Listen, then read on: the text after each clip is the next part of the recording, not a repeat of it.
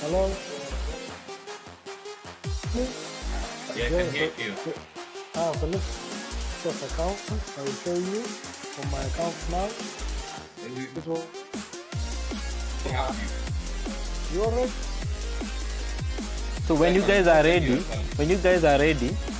you can start. All the best, Bana. I know this is a cage match I never anticipated. So when you're ready, you can start. Can you come?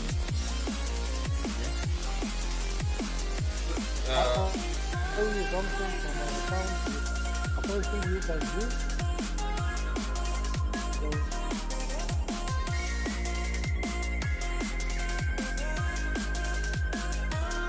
Can you do that?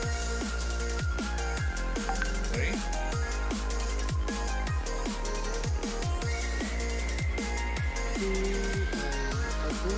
Now, practice passes before. Then now I see that. So, Githinji, can you challenge me? Then we will repeat how to do. I'm challenging you. Wow, thank you guys for being with us in this cage match between Mohammed Yousef from Somaliland versus Githinji Hinga. Yes, I can see. This is our 23rd cage match. And of course, we are having a different set of guys, new blood. Definitely, we expect a lot of good moves. So, for those who don't know Mohammed, he's one of the top players in Somaliland and Somalia.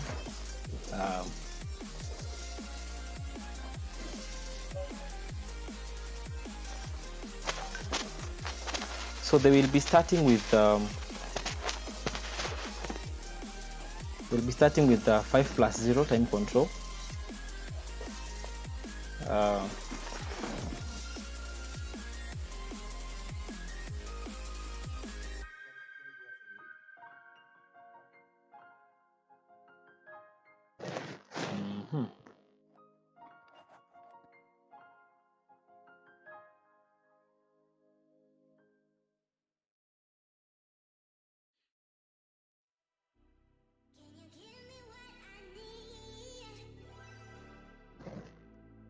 The game should be underway at the moment.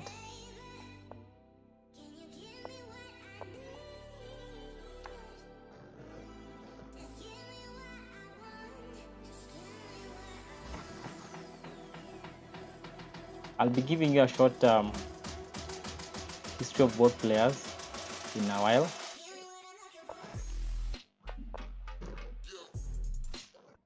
So in the meantime, Githinji is playing black, and he's the gentleman on the right. Maybe for you it's on the left, and he's playing Mohammed Yousef. from Somaliland.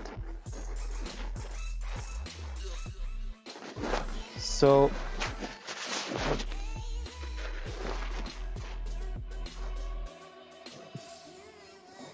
games have started on a high note.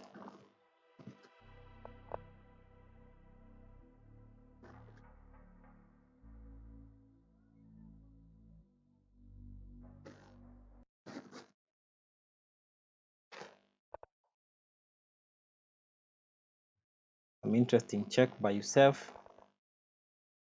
but of course Githinji had b5. So as I'm told, Yousef would be a titled player, only that he's not so exposed into feeder event. Because as you may know, Somaliland is a country that is yet to be recognized by the United Nations as a country, though it has declared itself independent. So of course, when a country is not yet declared or rather recognized by the UN, there are a lot of challenges in terms of even monetary recognition, because even your money cannot trade in other countries. So it becomes a real challenge, even for people who live in Somaliland. But life has to move on, you know. So far on the board, I'm seeing a very locked center. If Githinji plays a move like c4, the game becomes deadlocked. Apologies if maybe you're getting some little glitch. My internet is not as stable. I don't know what's happening. I'm getting some alerts by my Wi-Fi service provider.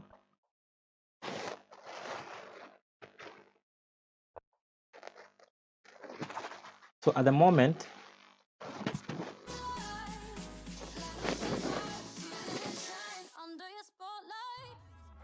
the aggressive g4 has been played, and I don't know if Githinji is going to take the knight on e5.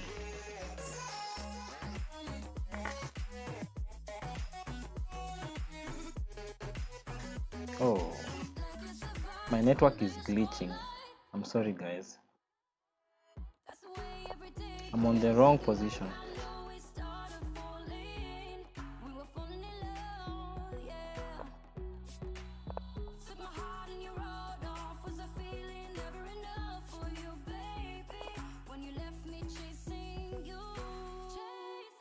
Yeah, network blundering on my end.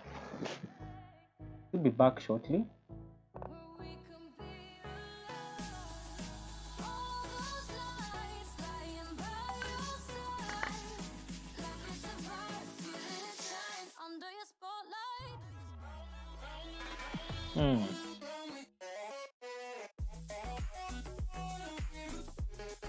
Apologies for my glitches.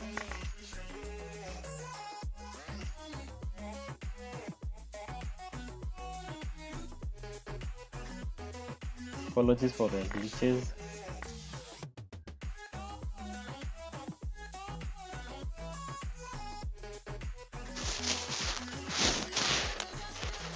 Honestly, it's annoying.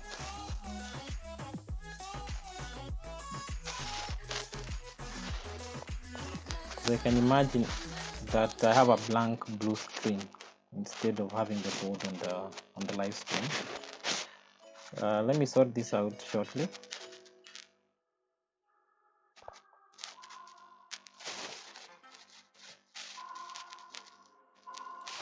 Give me a small break as I sort this out.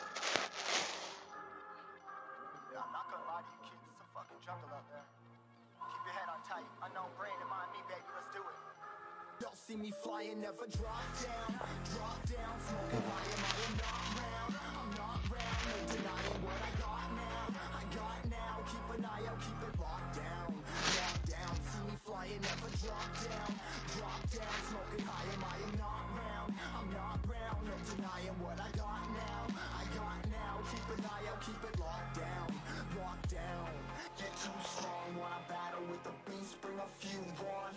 commander and the chief for my crew all.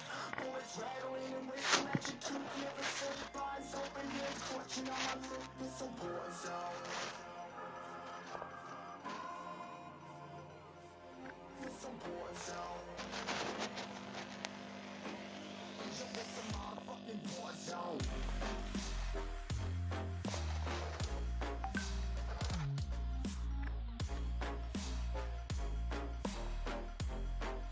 It's a war zone.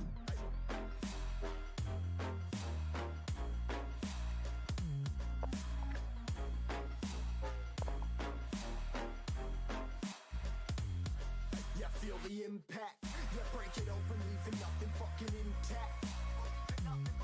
Hey yo, you been hacked. It's safe hiding, but I found it, homie, been cracked. Hey yo, we been back.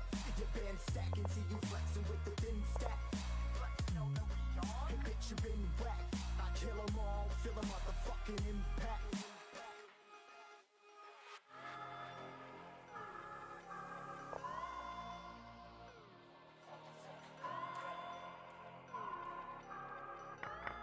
Yo, this a war zone, homie. Say you ready and prepared. Take a minute, make them aware. Well, I be sneaking in the back, but it's what the clap. Homie, life ain't fair. Caught me crawling through the mud with a vision, saw it clearly. Born a shepherd to these sheep, make them fear me. This a war zone, trashed out, trap house, nothing ever given.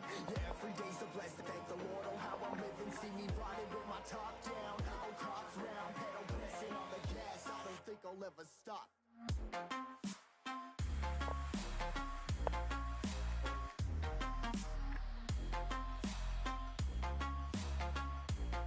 Yo, this a war zone, homies.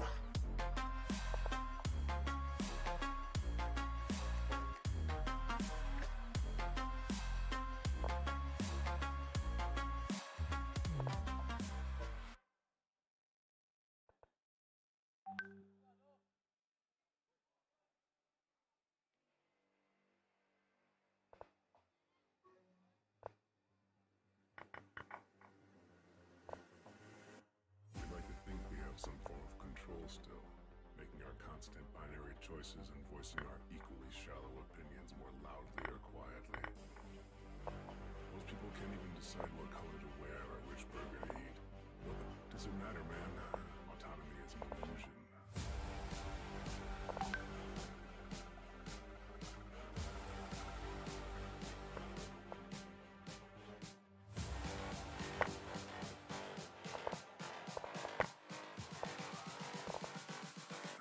Autonomy is an illusion.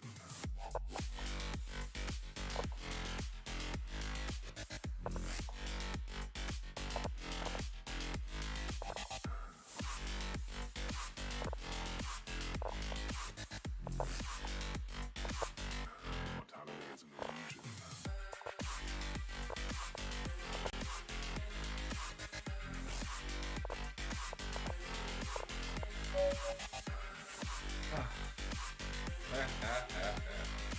Good game.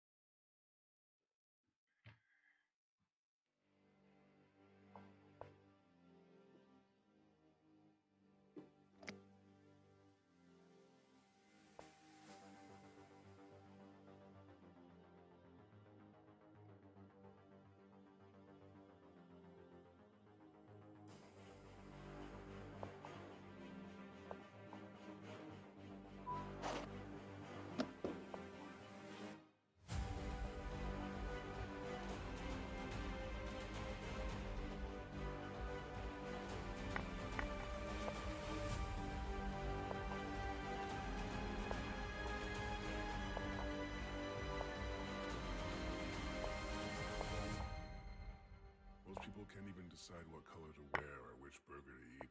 What the does it matter, man? Autonomy is an illusion.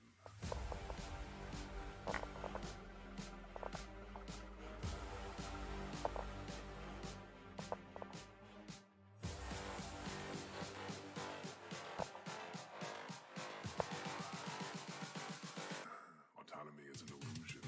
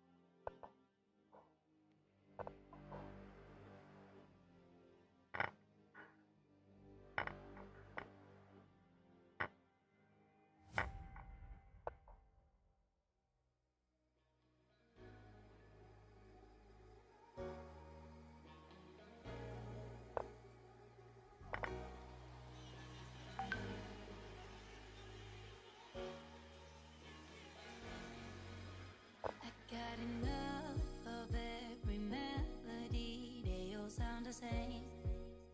Yeah. For my broken heart, no remedy. But maybe if you stay, we can get away with it. 'Cause you make me love my imperfections, answer all my questions, just to show me what's on the other side of inhibition. No apologies, my baby. I do you do 'cause I'm feeling so good. Ooh. I do you do 'cause I'm feeling so good.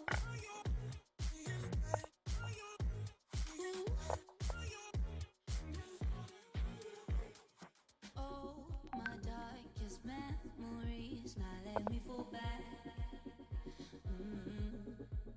But you'll be there, ready to rescue me if I go out of track. You can get away with it. 'Cause you make me love my imperfections, answer all my questions, just to show me what's on the other side of inhibition. No apologies, my baby. I do you do 'cause I'm feeling so good.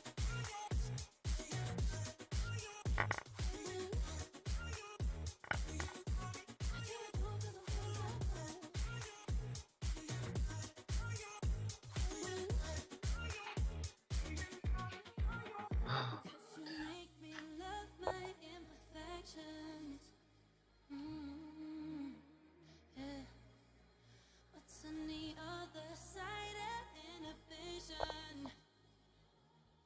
Ooh, I do you do 'cause I'm feeling so cool.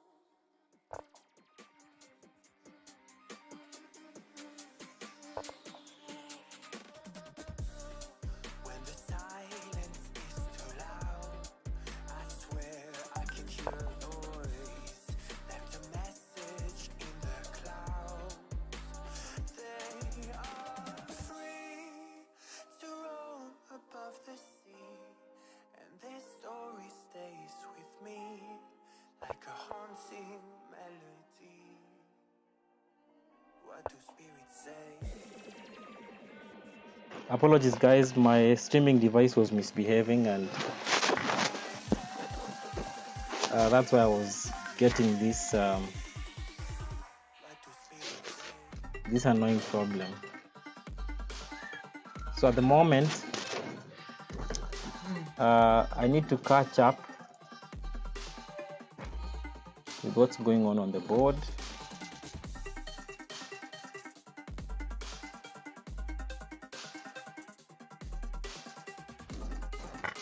And the first game ended as a draw. Sorry guys, I missed that. It will have been very important to see. So I'll go straight into what I'm supposed to be doing at the moment, which is give you some details and some analysis of the game. So at the moment, the game is looking very drawish, very drawish. This is a clear indication that Mohammed is not a person to take lightly.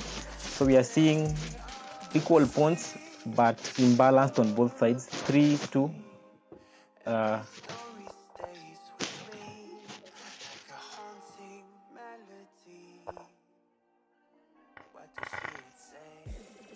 But according to the way it seems,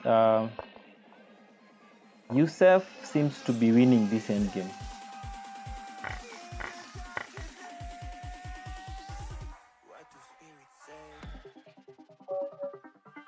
And Githinji loses.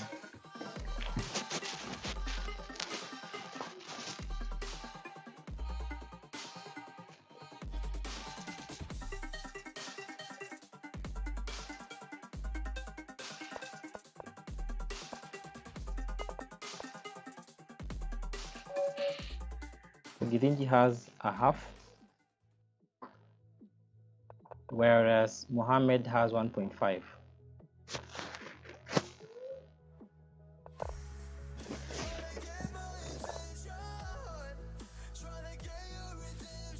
Clearly, Githinji having a run for his money.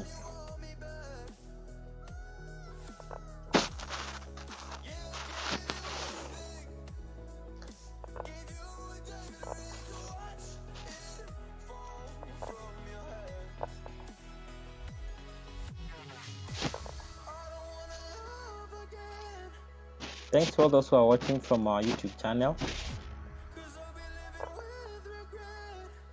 Apologies yet again for all those who missed the first round because of my streaming problems.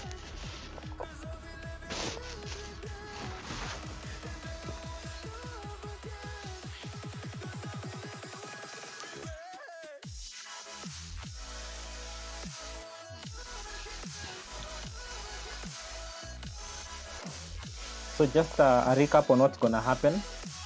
They'll play 24 games in total, and out of those 24 games, the first 8 games, which is what they're doing at the moment, will be on the time control of 5+0, meaning 5 minutes with no increment. Then after that, they're gonna play the 3+2 time control, which is 3 minutes with 2 seconds increment per move. And finally, the final 8 games, they'll play 3 minutes with 0 increment, so 3+0. Githinji Hinga is a legend in chess in Kenya, so he's been there, he's done so much for chess. He's currently the CEO of Mini Chess, for those who don't know. A very popular chess company in Kenya. I mean, they're doing so much and they're interlinked with the South African Mini Chess. And there's so much I can say about Githinji. He's also the former Chess Kenya chairman. And of course, during his reign, we saw also a lot of change in chess in Kenya. And through his efforts, still now we are seeing the progress that has been taken up by Wanjala and group, and it's just amazing what chess is happening, or what is happening in chess in Kenya. So at the moment, I'm just seeing a position where it's a fight for space, a fight for activity. The knight on c4 is creating a very good attack on the d6 pawn. That is, if Githinji doesn't protect, then he's gonna lose a pawn on that square. I can imagine the retrogression exactly. I mean, black did not want to bring his queen back, but he's kind of forced at this moment. Because if you don't do that, then you lose a piece, or rather you lose a pawn. I like white's position. He seems to have a lot of space. As much as black is having space attacking the queen side, the annoying dark squared bishop is doing a very good job stopping a lot of activity on the king side. So we are seeing yet another attack on the b7 pawn by the knight, and it wouldn't be a very good idea to attack the knight with the pawn, because now the knight will land on this square, and if you take the knight, the pawn takes the bishop, and you can see this is a passed pawn, well supported. Oh, and Githinji does exactly what I'm avoiding to do. All right, so we should be seeing a lot of bad things being done by this knight, unless Githinji wants it to stay there. And now you can see bad things still happening. Now this knight has well been planted on the c6 square. g5 played with the ideas of breaking this castling position for white. Queen attacking this pawn. A lot of pressure, meaning black is forced to play f6 for obvious reasons. You don't want to lose that pawn. Now bishop coming to b4 and add more pressure to this pawn. This pawn must fall. This pawn will fall. I like how Mohammed is playing. I'm so impressed. Wow, this is gonna be a real hard cage match. I'd like to go straight and see what guys predicted on the polls. And also in the meantime, we can see what the fans are saying on the comment section. You can follow on what guys are saying on the comment section. So some gentleman called Yume. What's this name? Yume friend. All right. So Yume friend says the only GM I know, Mr. Mohammed Yousef. That's a real supporter of Mohammed. We have a gentleman called Phone33 having noted a pawn storm. Exactly, because Githinji was trying a pawn storming on the king side, and I guess he's becoming successful having opened up the H file. I don't know how successful he'll be with it, considering that Mohammed is intending to bring the rook on the H file, and the queen will be very frustrated. At some point, we expect bishop to come to b4, and the d6 pawn is not feeling happy at all.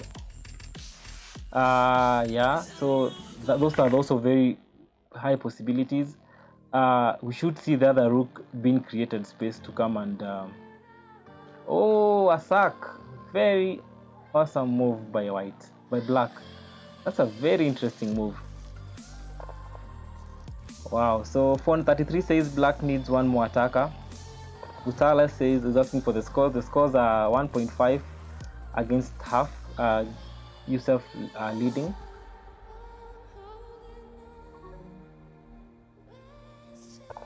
And of course, Githinji having time trouble.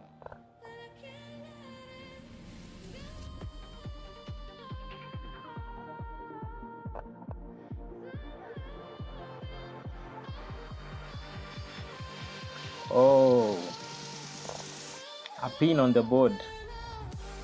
Yousef might succumb on this one.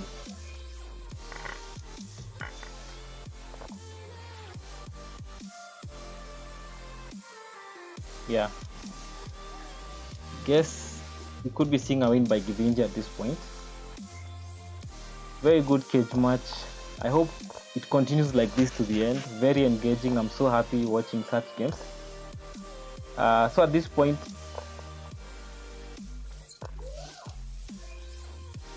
Githinji looking a bit better than or rather white, black looking much better on the board than white.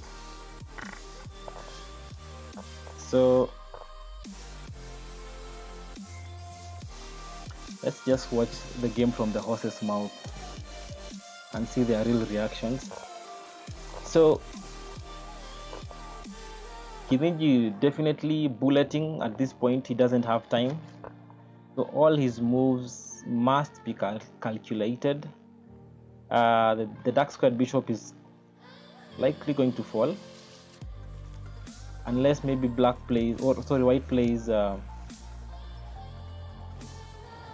plays king to g1 could help, I guess.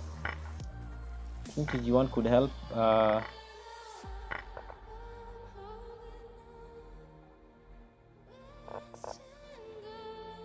And now we are seeing a passed pawn, which I guess is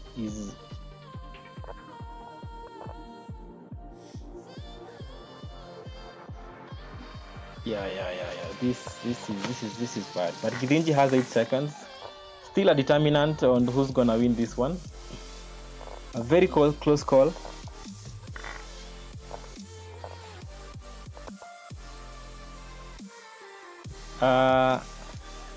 On the live chat on YouTube, I can see Ahmed Dahil saying winning position for Mohammed. I don't know if he's referring to this one or the previous one, but as it looks, not so good.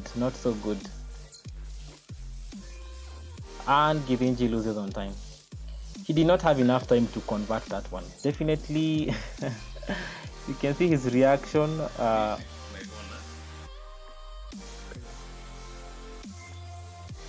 His reaction is filled with frustration. I mean, time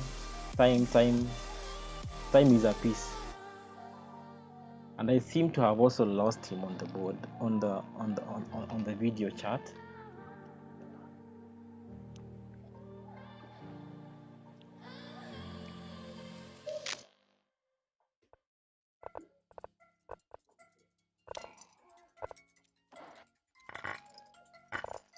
We are now on to game number 4, and Mohammed leading so far with 2.5 points, and Githinji trailing with a half, which is so unlike Githinji. I think if Mohammed wins Hinga in this cage match, it will be interesting to see Mohammed play more guys in Kenya, which will be very welcomed of an idea.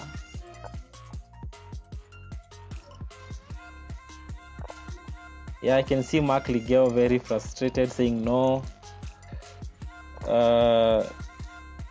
Githinji losing on time, definitely very annoying for his fans. That was a very won position. It was clearly won. There are no doubts about that.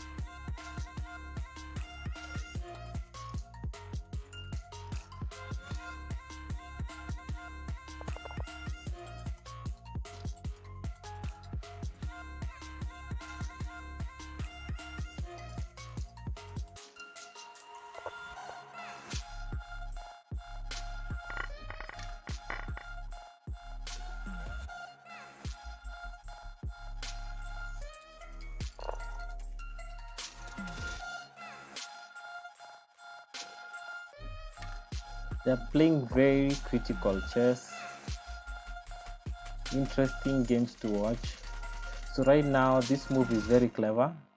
The knight cannot capture right away because now we'd have a rook hanging. So if Githinji takes the knight, then b2 comes right away. I guess Githinji has that exactly. That's just a way of dislodging the pawns, and then he also have the move queen f5. I think at this point white is better. Plus you also have threats of rook g3, and also white can double up on the e file. Yeah, so right now if you've noticed, Githinji is playing a bit faster. Guess you know when you lose on time, you start thinking, oh, you know, maybe my opponent is using time as an asset, so you up your game. So right now, there are very serious threats like rook d1 and then queen that threatening mate. But I guess Mohammed is not a beginner and he's seen that kind of a tactic. So yeah. Queen check, very clever. You cannot block with queen because now comes the other check with rook d8. So I guess Mohammed is forced to play e7, and now this is just a killer. This is a resignable position for black. I don't see what he will do here. Yeah, and should be lights out for black. This is just resignable. I think Mohammed should resign. That was a clever tactic by white, where he played knight to f6 check, dislodging the king's castling position. Yeah, so that tactic has caused all these problems for black. So we could be seeing a win, the first win for Githinji loading. But that it seems we have enough time unless a blunder happens. Unlike this previous scenario where Githinji was lagging in time.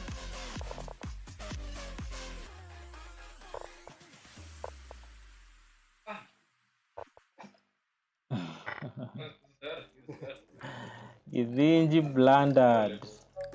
Githinji blundered. Oh my god. Oh no. Ouch. Pole. Oh wait, it's not Githinji that blundered. It's our friend who blundered. He thought he had a mate, but it was blinkers. Yeah. So Githinji records his first win. I would have been surprised if he got mated like that. No. Money. So we have ourselves 1.5 against 2.5. A very interesting match to watch. Every player working very hard to get a win. I mean, it's interesting watching this kind of cages. So tomorrow we'll also have another very interesting cage between Mehul and Panchol. That's a duel that we really want to see, because whoever wins will not only just win money, but a lot of bragging rights. Same to this case, I guess.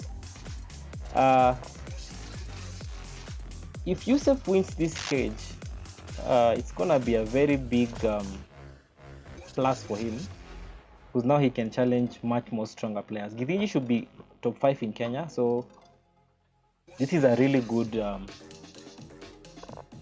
cage for him. So if he's giving Githinji such a run for his money, clearly Yousef is a strong player. He deserves to challenge even someone like Medo. He's playing very well, considering he comes from a country we don't know so much about, and this is really impressive. I'm so happy that this is happening live on Prox, and who knows. Money. So the games are developing very fast. We are way into the middle game in less than a minute, and Yousef means business. Look at this. Look at these bishops. A lot of future for those two bishops. A very active knight. Even though he's not castled, his king looks fine. Of course, he's keeping Githinji guessing which side he's gonna move his king. Very interesting turn of events. I think I like White's position in this case.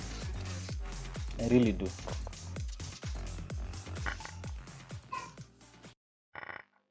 In this case, Mohammed just could move, could castle long, but it could be early to do that unless he starts preparing moves like G3, G4, G5.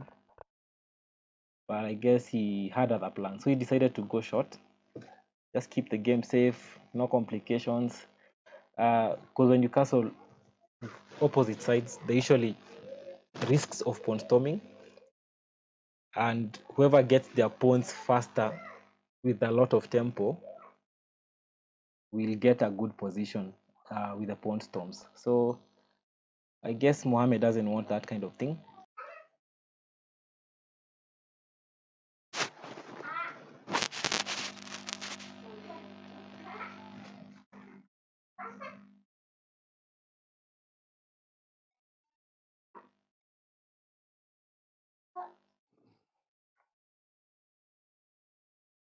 This was so lost deep in it, can't stop.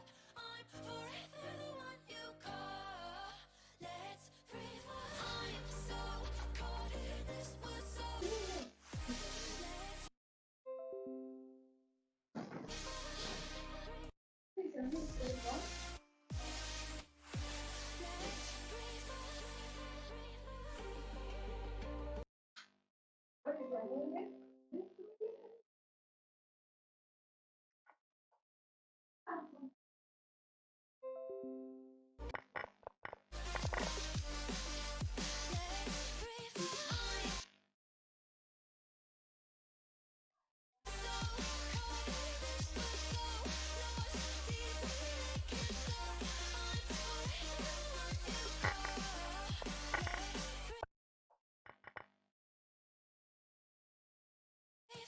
Apologies, I'm getting some little delay. And now,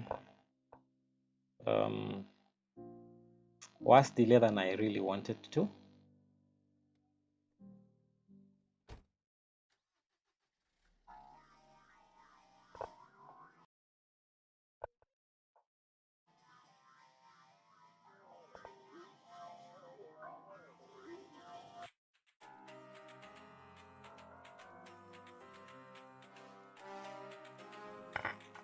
It's time to quit while we're ahead. Don't think like that. I will love you endlessly. If you don't believe, Apologies, my network is glitching. I hope right now it's fine on your end. I hope. Gets very annoying when I'm getting this kind of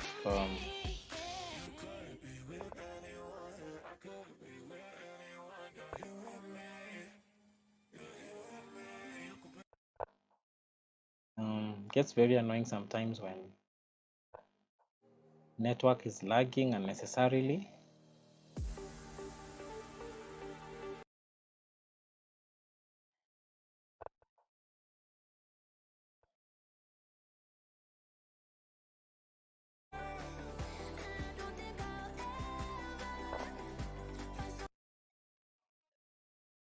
Yeah,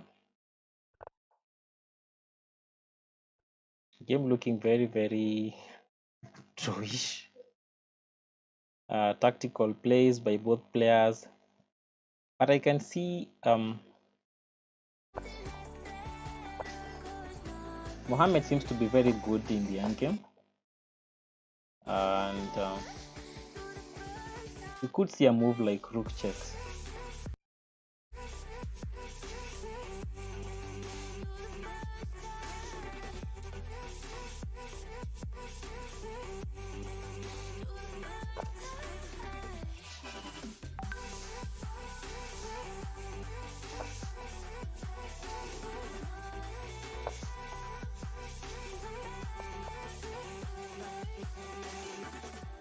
you were the only one that I saw. Was searching the world for love, but found nothing at all.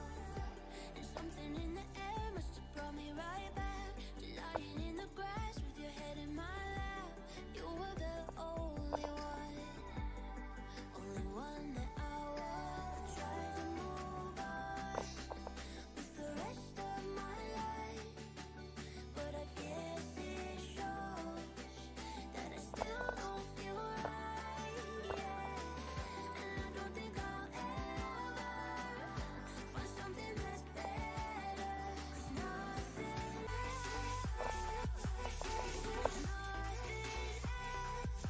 can compare to the first time. Tried to move on with the rest of my life, but I guess it shows that I still don't feel right. I don't think I'll ever find something that's better. Nothing else can compare to the first time.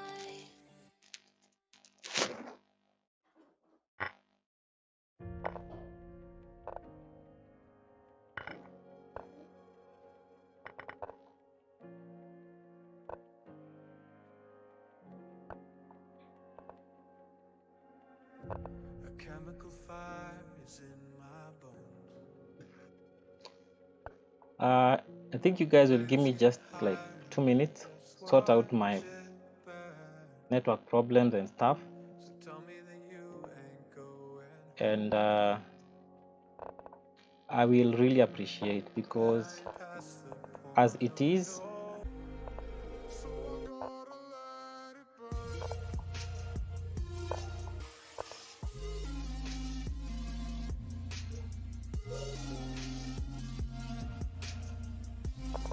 So I gotta let it burn.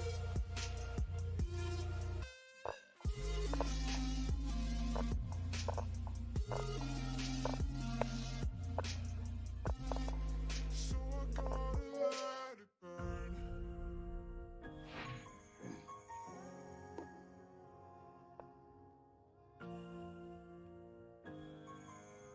we have played how 5, 2 more, no, 3 more of this thing. And I can let you know what's been on my mind. It's keeping me trapped in. So up in smoke or float away. Light up the night until my legs begin to fade. Like the stars that remind me you're so far behind me, and I can't look back. 'Cause I know when I wake up you're gone, and I can't go with that. No, so I gotta let it burn.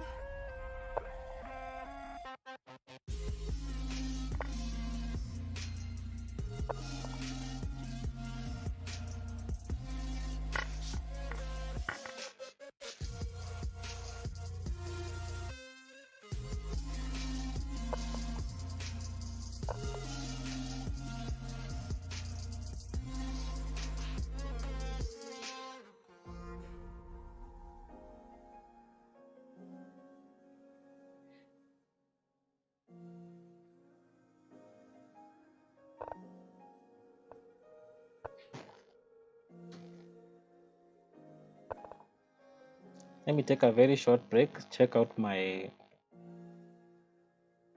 network router, see if there's something wrong with it, then get back to you guys. In the meantime, you can be watching the match. I'll just be off just for a minute because I don't like how I keep going on and off and getting delays on my end. I don't know how it is on your other spectator side. Maybe it's worse.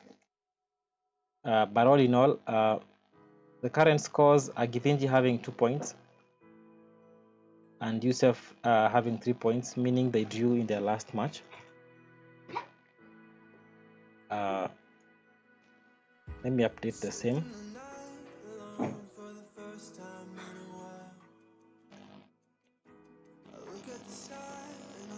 I beg for a minute, I'll be back.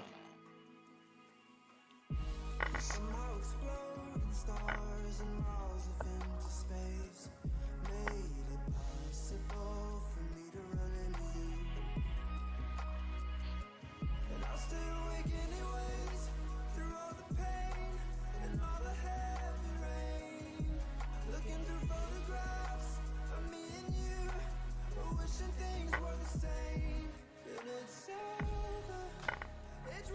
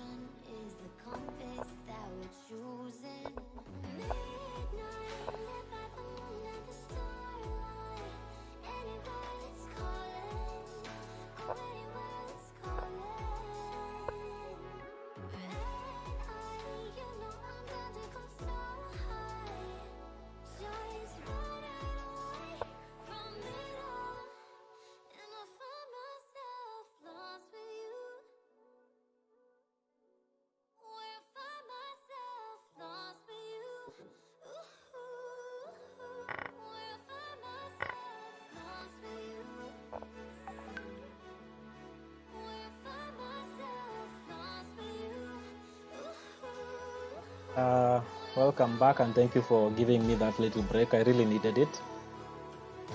I hope my network has improved.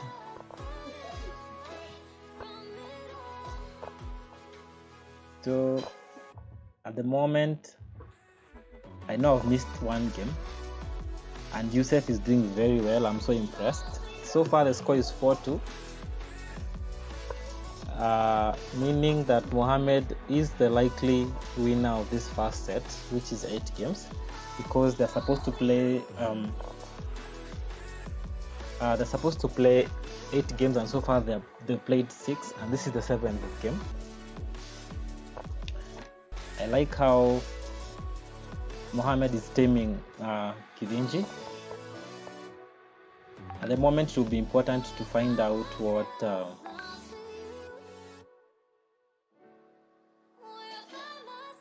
guys think in the comment section. So we have Tama M saying Maksawid word Kusokota. I don't know what that means. We are getting some lag.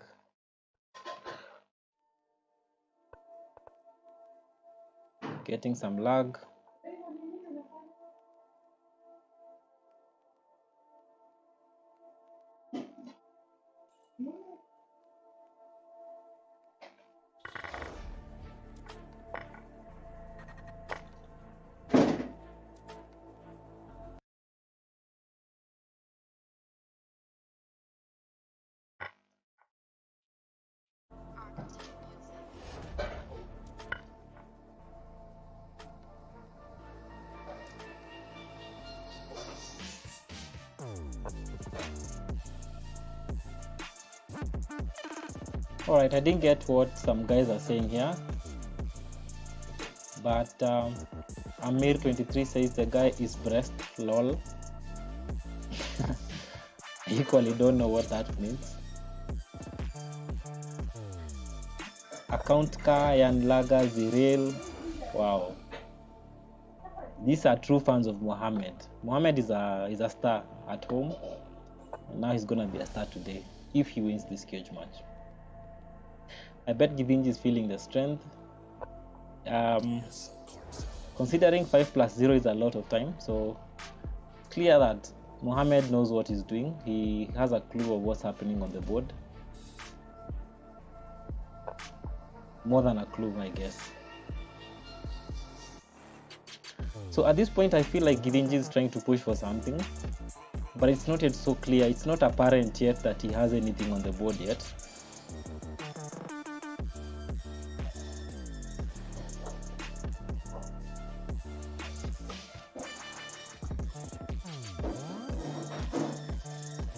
Thanks for those who've been patient with our stream.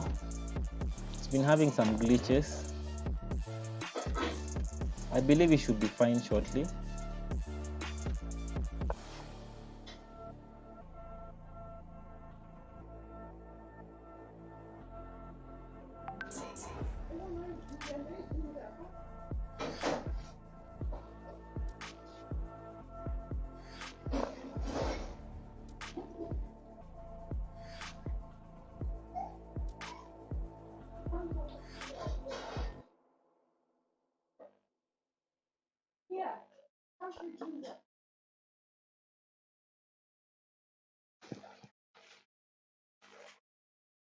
So at the moment, the game is looking very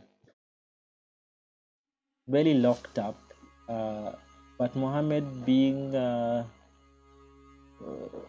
Mohammed might lose the rook on the f file, because the knight e3 looks like it's gonna steal a piece.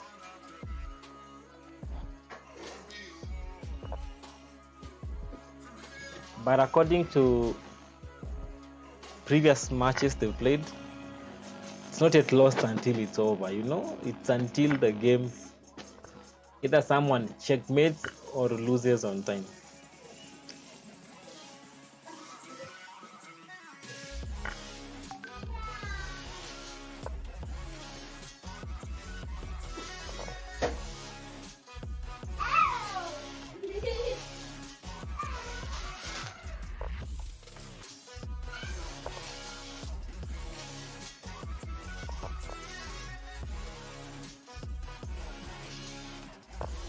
queen, trying to get some penetration.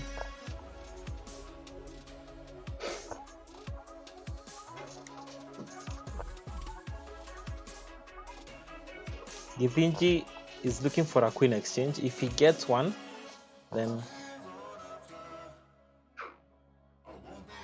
the game becomes easy. I kind of feel like g4 is too committing for white. Now h5. I like the kind of survival moves that Yousef is playing. Very aggressive.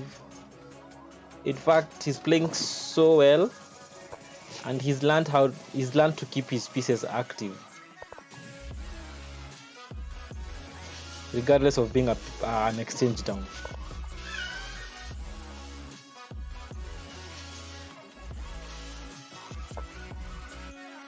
Mutsalis says Black Lives Matter.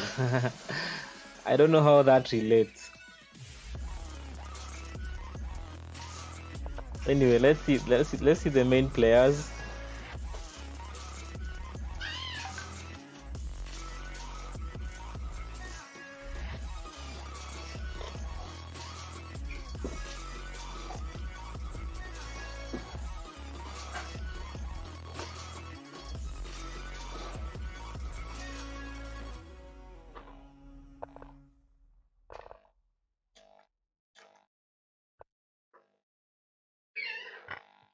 Finally,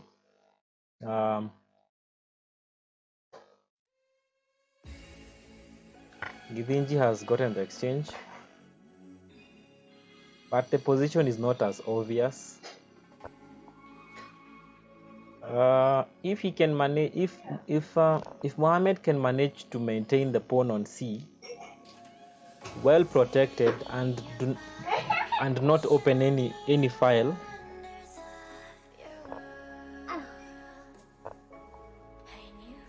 then we're likely to see a very drawish position.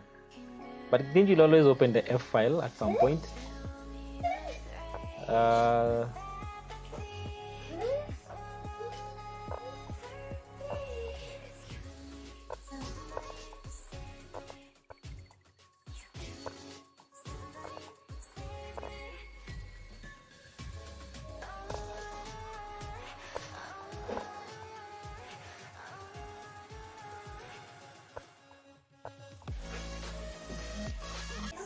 At some point, this bishop could be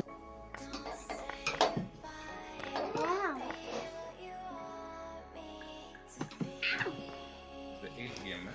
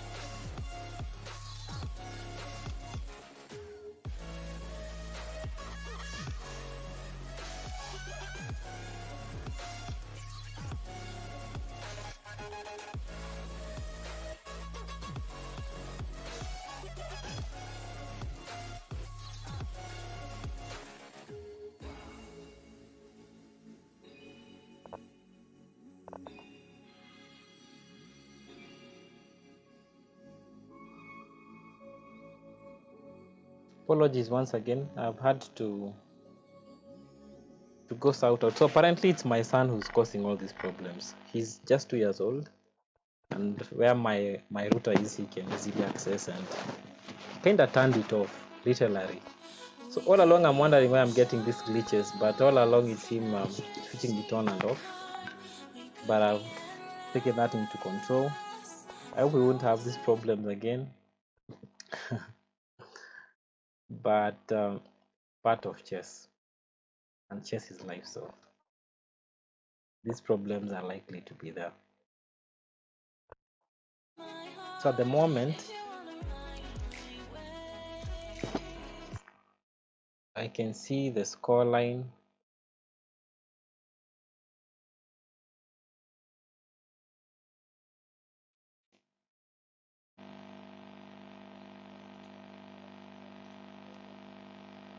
Is 4-3, meaning Githinji won the last game.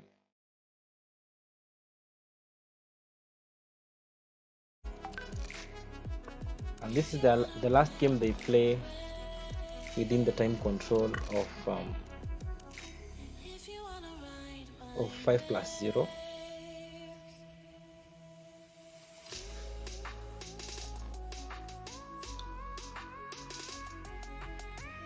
This end game could be won for Githinji if he can maintain the extra pawn.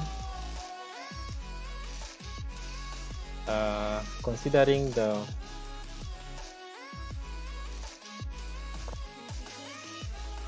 black pawns are not looking so good.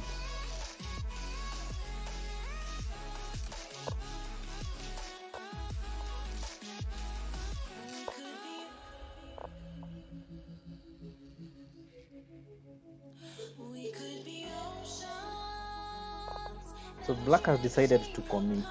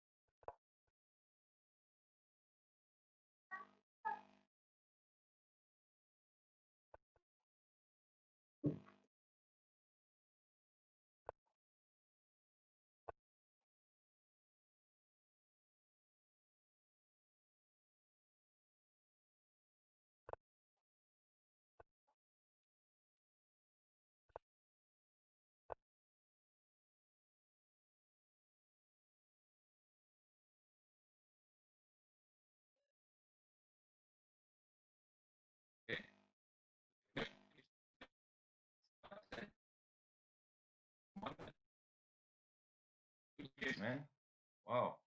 So apparently you guys are, I think you finished the first set, right? Yeah, we finished the first set. And, Oh, and the score is 5 4. minutes. Yeah, you guys can take 5 minutes. We return at 10:05. That's fine. 10:05. Just I think the best thing is just to count 5 minutes. I don't know the time zone for Mohammed, but let's just say 5 minutes from now. Let's you guys can take we continue. yeah, you can continue after 5 minutes. Okay, fine. All 5 right. minutes. Yes, 5 minutes. Okay.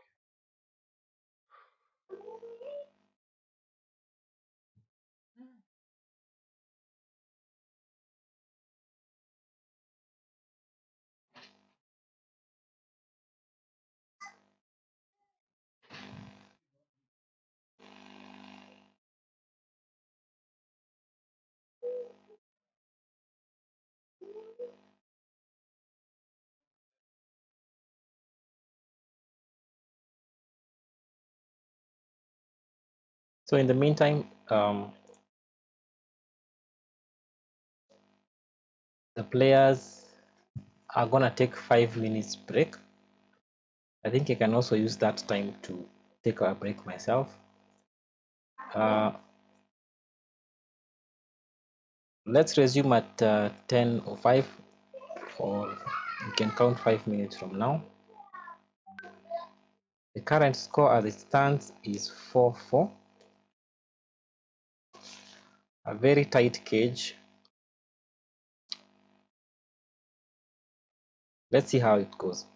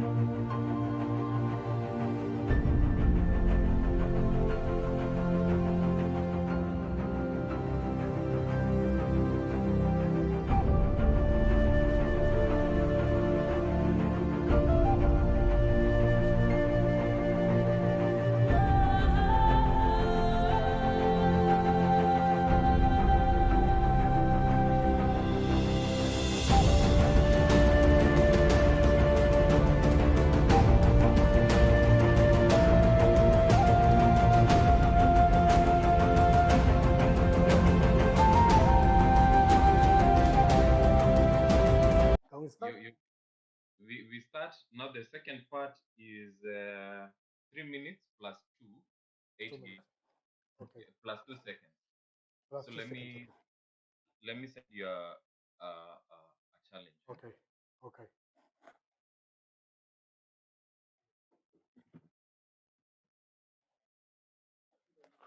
You've got a very good game. I like it.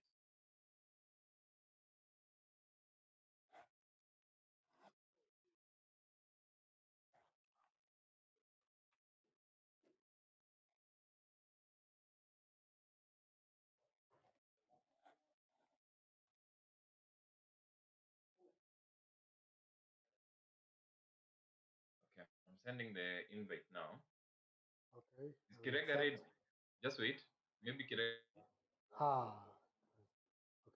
Okay. is ready. Okay. Okay. Okay. Fine. Okay. Okay. I can accept. Okay. Okay. Wait. Let me use my phone. Okay. Okay. No problem. I will wait. The mouse was misbehaving. Okay. When you say start, I will. Okay, I'm ready to start now. Okay. Thank you.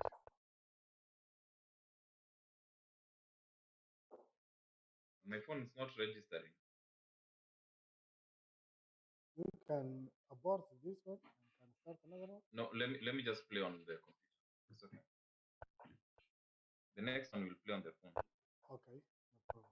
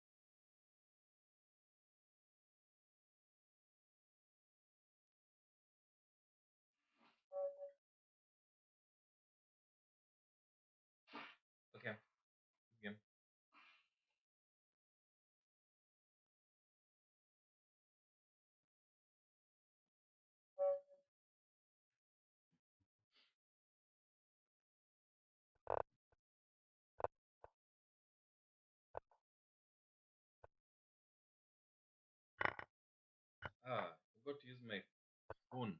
It's okay. Next one, huh?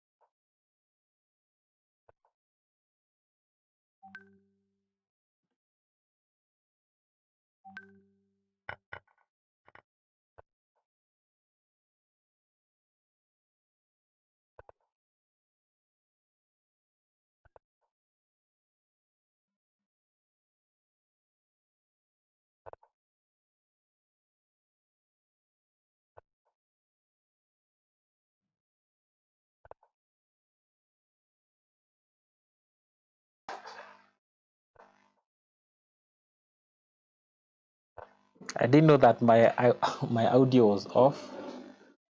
Apologies for that. I think I'll have to repeat most of what I have just said in absentia of the audio.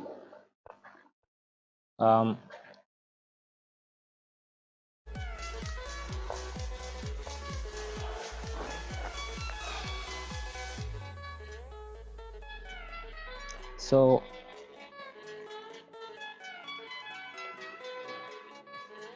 a little recap for guys who've just joined our stream.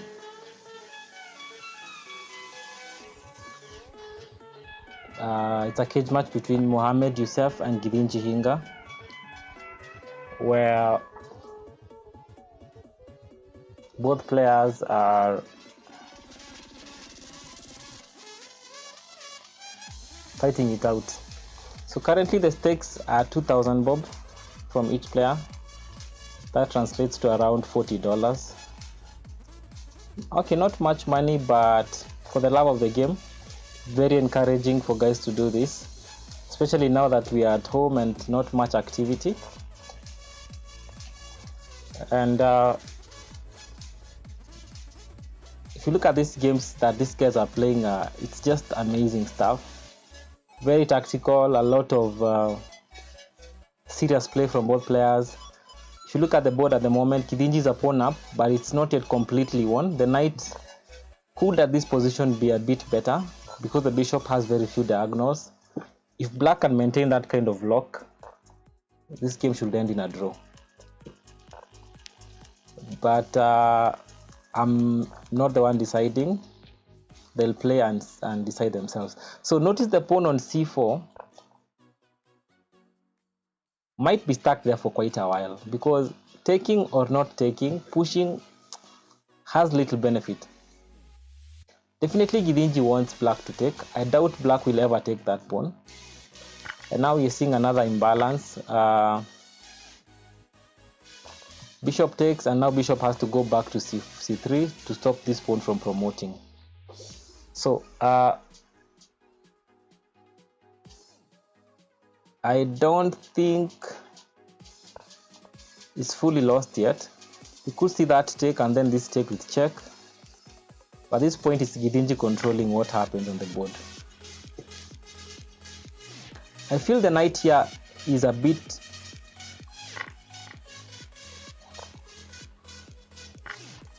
okay. Very good play by Yousef. So this pawn move is stopping the king from moving to c5, and also stops the knight from checking the king, because at this point that's what black would want. So yeah, c5, c4 looks like the move, and we could see a move like I don't know how that will be, but anyway, this pawn is also a potential runner.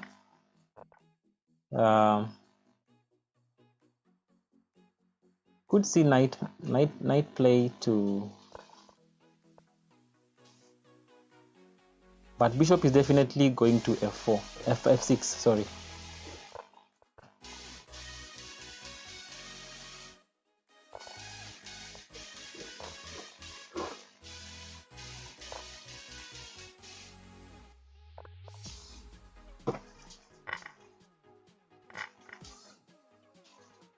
Wow. Interesting game. Now I'm honestly liking how Mohammed is playing.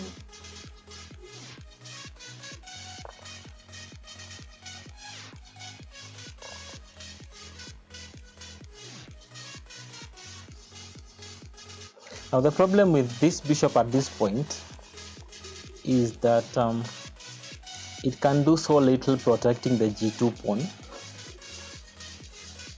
which simply means that possibilities of a draw are there, but if this king gets opposition and gets the f3 square, we may see different kind of game. So the bishop wants to play far at this point, because now and I think that's what's happening. So the king wants to take the f2 square.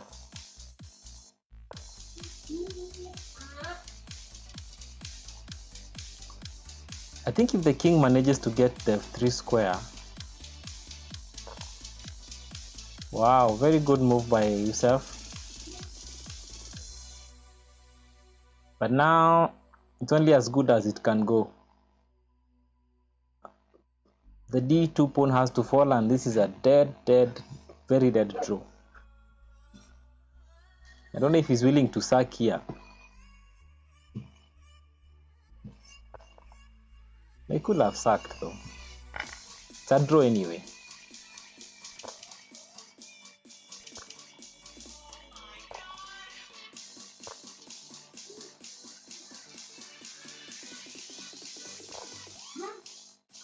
Yeah. All Githinji needs to do is to ensure that whenever this pawn steps on the dark squared, Githinji takes the pawn.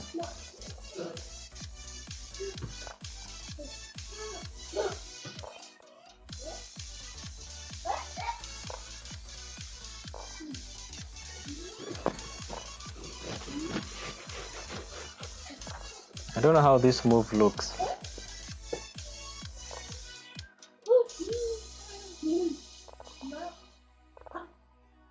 I like the facial expressions on Yousef. He's very he's very expressive. At some point he's biting his teeth.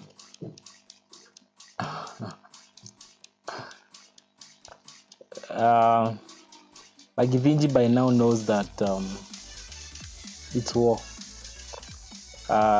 Yousef really means what he's doing.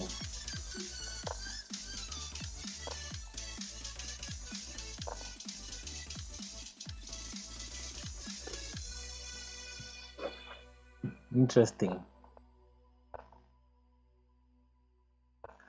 Yousef is looking for that possible line where he's gonna block the diagonals, but it looks like it's so far-fetched.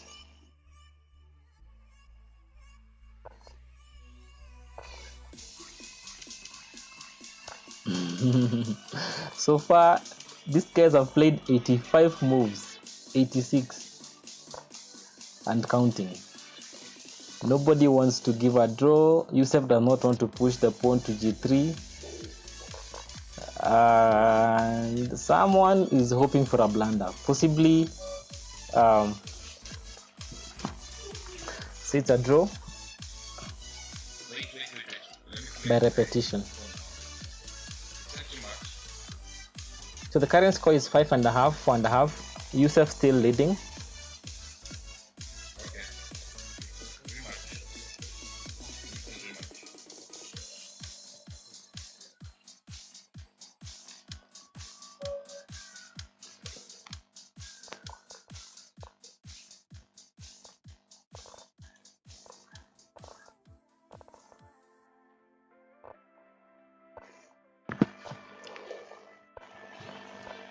So we are now on to game number 11.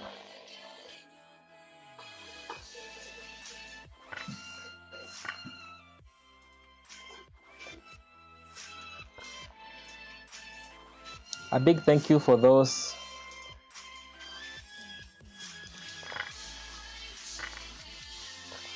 who are joining us on YouTube.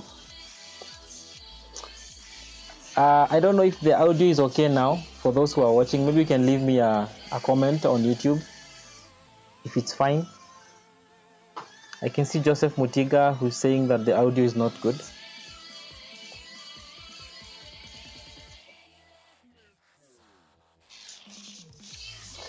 Yeah, peace_dude says the commentator is silent. I hope right now I'm audible. Am I? If you're watching, kindly leave a comment below.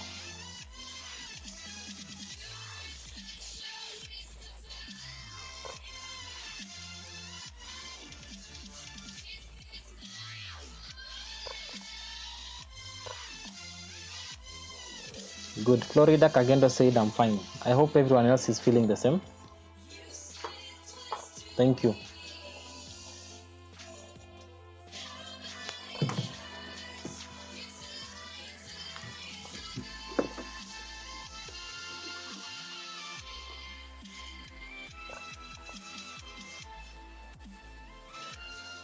We are seeing a queen swing to the king side. Of course, with the ideas of maybe forking the king and the queen and the bishop. That is likely to happen. Because I don't think Githinji is okay with that bishop being on that diagonal. I wouldn't be fine with it. And now, but I think taking here is forcing the queen to take back the bishop. Because this queen is not hanging. So it just looks like a way to confuse black, but the exchange is forced. So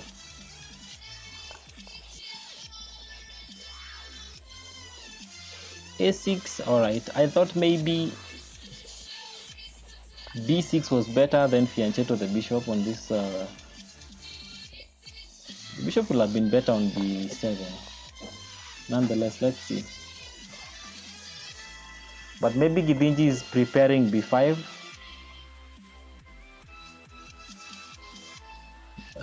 With ideas of having the bishop on b7. Because this rook doesn't look so good.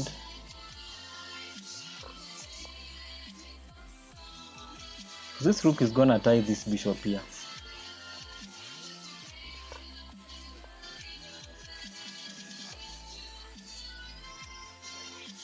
Maybe d7, but Yousef would want to play queen here with ideas of relocating the queen. Not really attacking the pawn, I doubt. But anyway, let's see. So queen here looks like a sneak to me because it intends to play b5 and then bishop plays b7. So at this point, we also have a lot of attack on the h6 square. You could be seeing either of the two pieces taking over that square, and maybe the knight is more annoying because if the knight had checked without rook being on d7, the f7 pawn will have fallen if the bishop doesn't take the knight. But at this point, I like I like how Yousef is fearless. You know, most beginners will not dare put their queen on b8 knowing there's a rook here, but Yousef knows the rook on e8 is hanging. Gives him a lot of confidence that nothing is happening anytime soon. And remember, queen being on b8 is tying the queen on d5 because anytime he might sack on b7.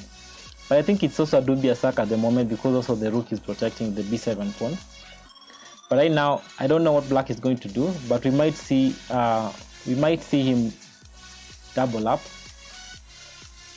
or that also, with ideas of here, but not immediately because the rook on e8 is hanging. So we could see the rook on e going to the d square. So at this point, why would Yousef want to give the c4 pawn? So maybe he wants to give the c4 pawn, then come attack the rook, and now the bishop is hanging. Very clever move. Very clever move. Now I think Yousef has played it badly. He should have attacked with the other rook, because now Githinji gets a counter play. Playing the rook on e was better than the one on the one he played now. Yeah.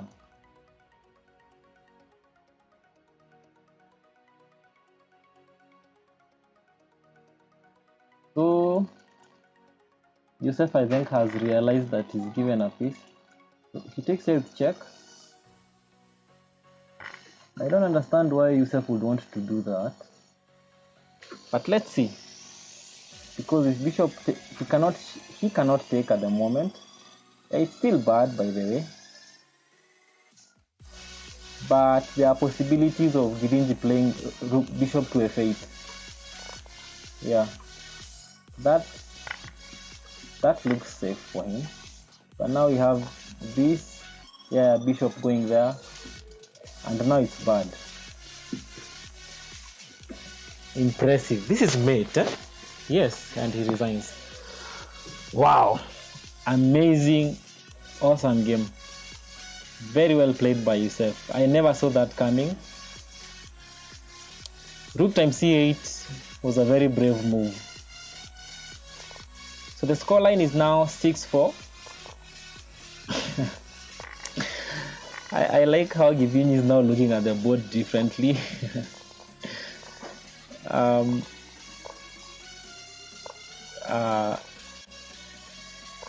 I'm just impressed, honestly. So let's see what will happen to this other game.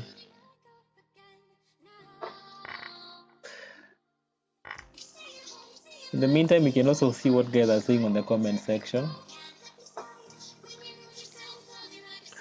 In the meantime, Trilly King says, wow, Evolutions is asking for the scores. The current score is 6.5 against 4.5. Mohammed Yousef leading. Phone 33 says, Mr. King, this is Africa. Yeah, it is. But I really don't understand why he wants to. I don't know what that really means in this case. Go back to the main page and see what's going on. So at the moment, the game has really gone fast. We're already in the middle game. Everyone has castled shot. Yousef, as usual, trying to be very complicated, and I think it's working for him. So right now he wants to exchange this bishop, but Githinji decides to take the knight. Maybe Githinji didn't want the queen coming to the f4 square.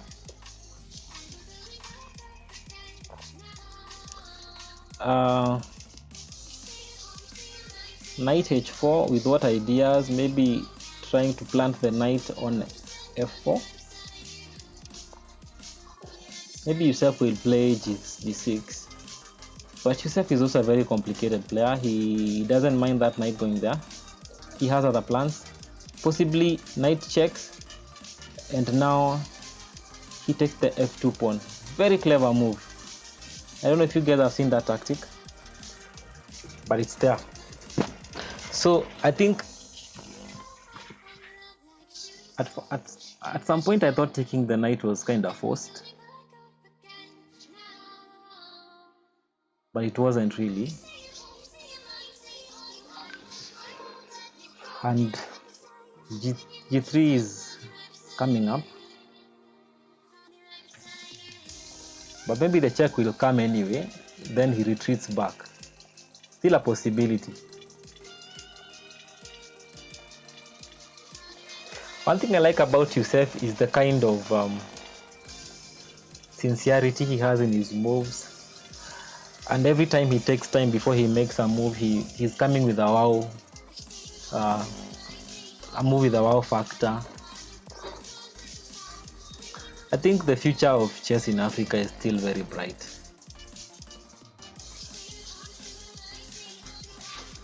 Having such a player very unpopular around with this kind of play is very impressive. So g5 has been played after Yousef played g6. So where will this bishop retreat to? Possibly there, but Yousef is not the retreating kind of person. Why would he want to give the bishop? Why? I think it was a blunder. Yes, it was. It was a blunder, and he resigns. So Githinji sips coffee, for that matter. And the scoreline is 5-6. Daddy! Yes. Let me tell my son good night. Yeah. Good night. Bye. Come and say good night.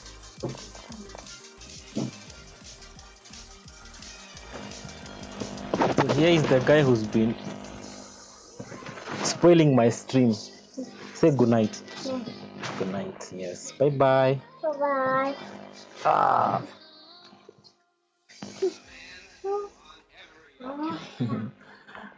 So he's 2 years old and he's been unplugging my internet all the time.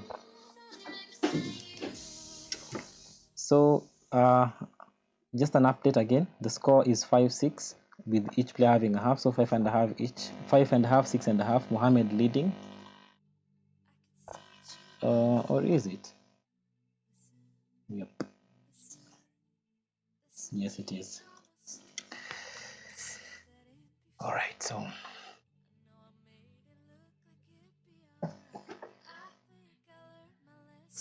very interesting cage. I think we shall see all 24 games as per the look of things. guys are going all the way.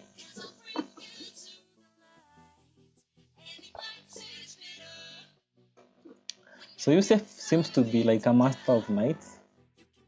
He has some element I like about having knights in the middle of the board. More of what I like playing as white. He's playing something similar to the Stonewall attack. And as you can see, the knight on e5 looks very unchallenged. If you take, you're risking planting a pawn on e5 and it becomes a big problem. So possibly the king has moved to g7, so to g1, sorry, with the ideas of g4, then maybe g5, who knows? Because as far what I've learned so far on Yousef in the previous games, he seems very fearless. He's making moves without fear, and they end up forthcoming.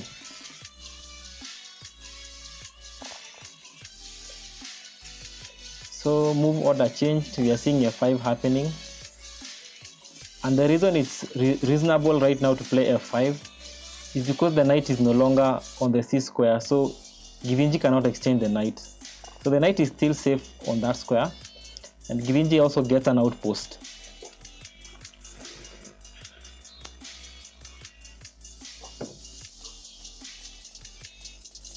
Alright, let's see what happens. So Yousef takes. I think here taking with the bishop is a plan. Yeah, because taking with the knight would allow the other knight to be planted on g6, which is not something black wants. The fact that Githinji has not castled is a very interesting fact to note.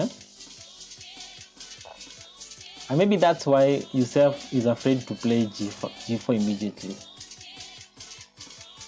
The only problem, I don't know if it's reasonable to castle long for black. No, it's not. It's just too risky.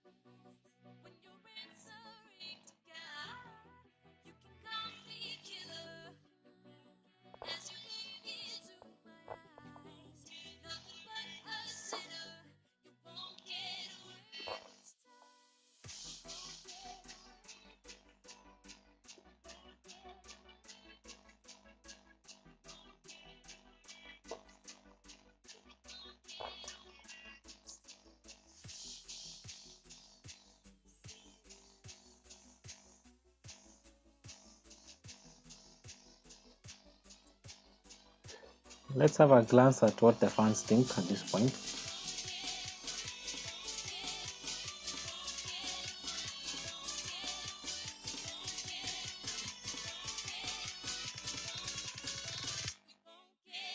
So pawn 33 says a move that asked to be played. I didn't get that.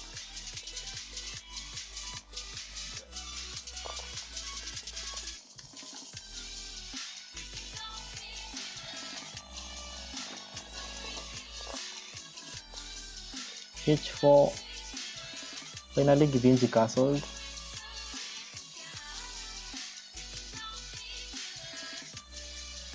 But these bishops will finally pay up. I have a feeling. These bishops will at some point ask questions.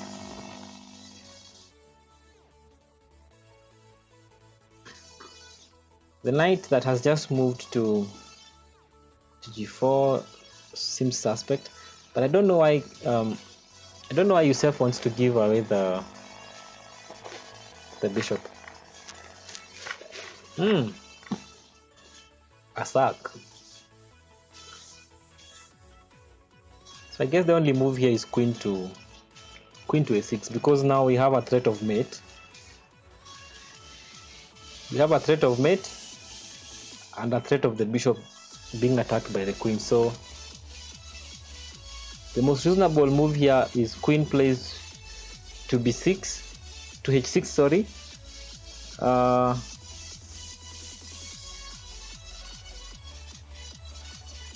Then after queen here, how does white respond? Do we see rook coming?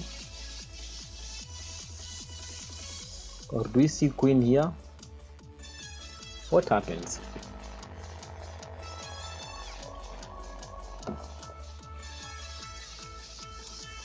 Of course, bishop can always be played to d6 because there's a rook that is trapped, but the queen is also watching. So doesn't look like a plan.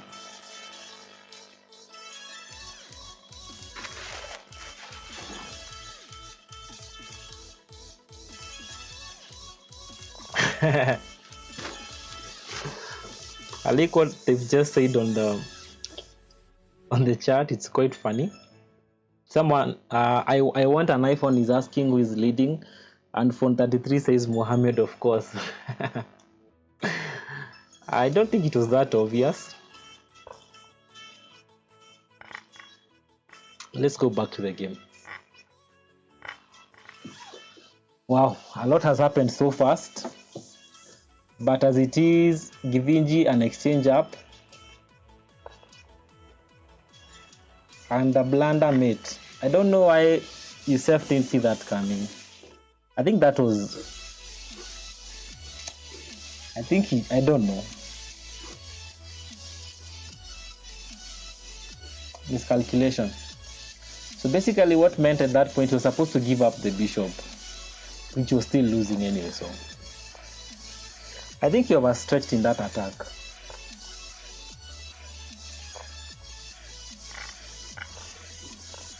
Alright, so the scores are equal, 6.5 each. So there's a gentleman called Phone 33. He's just said that was a miracle.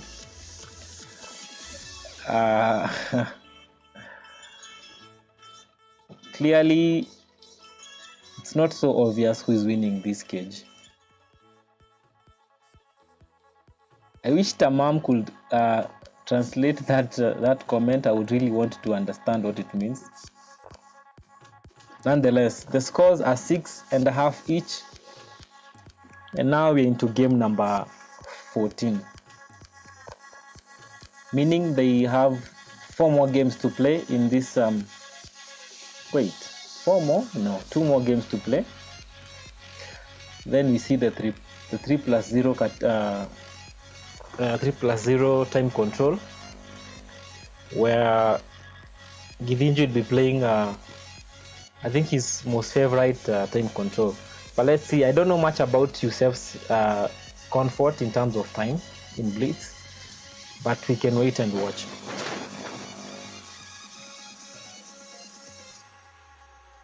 So the kind of blunder like the one Yousef just played earlier, where he didn't see a mate, usually comes up because of fatigue. So at this point, Githinji has played a very tactical move, attacking the bishop and attacking the knight at the same time. I guess Yousef can respond by capturing first, attacking the queen. Then I don't know if Githinji will take the rook. Then if Yousef takes the bishop. Oh, all right. So it seems Yousef has other plans.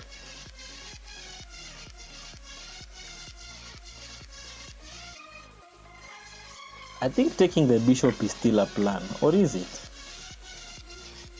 So Githinji decides to take the knight and also attack the rook, so that in case of a check, he won't need to take the bishop. He'll just move the king to h1, and now he'll have an attack. He'll have an attack on the rook. I suppose that's the plan. But let's see. Yeah, taking is a blunder. If you take, it's a mate. So h1 is a forced move. Let's see what happens. Apologies, my video had had fallen for the players, but I hope you can now see them.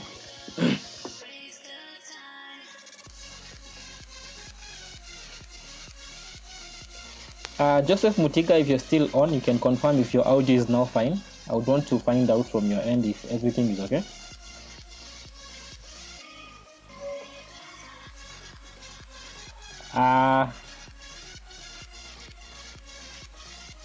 Yeah, so Yousef has gone for a draw. Yeah, very reasonable. I think if he allowed that position to pass away, possibilities of him losing were very high. So the scores are 7-7.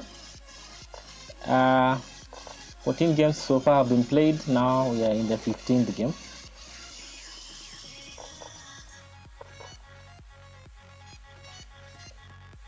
What a match.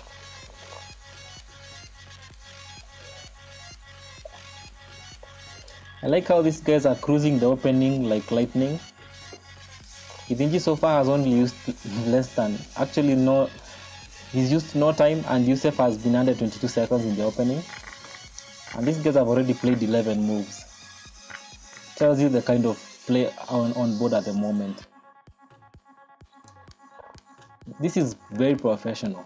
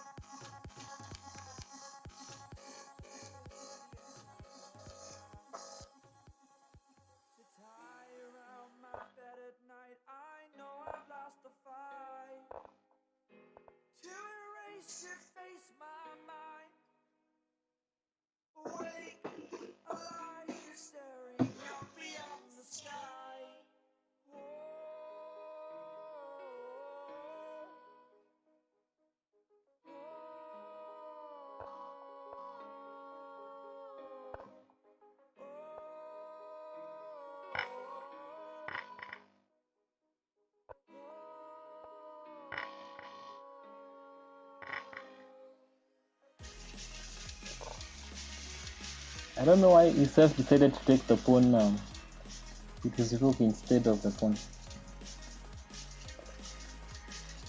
Because now he's created a weakness, but now here we have a fork.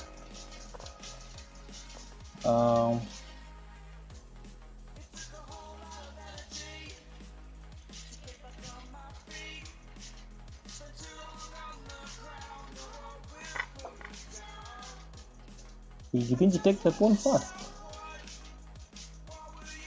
No, it's not a wise move. Or is it?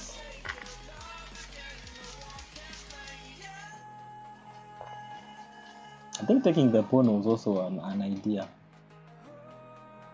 I couldn't see a comeback or a trick.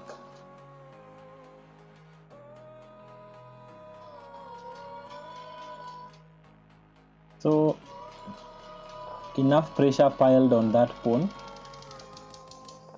but Yousef decides to open up, and now more pressure on the bishop now.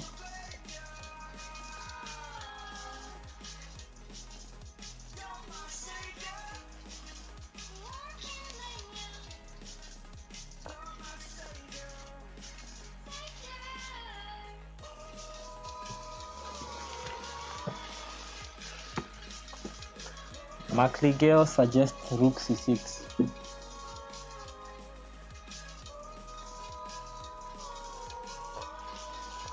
Oh yeah, I get what McLeod is saying. But the knight was on B, was on b8.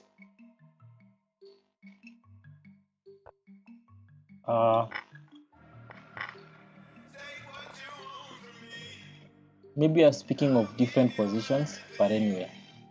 Rook c6, rook c6. Okay.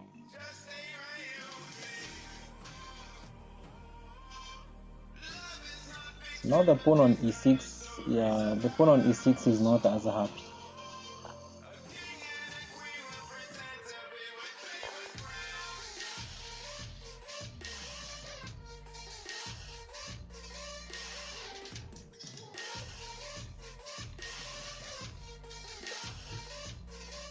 So according to the stats, Mohammed being like having three, being an exchange up and a pawn up, should be a bit obvious for him to win this game. This could be a win loading for Yousef.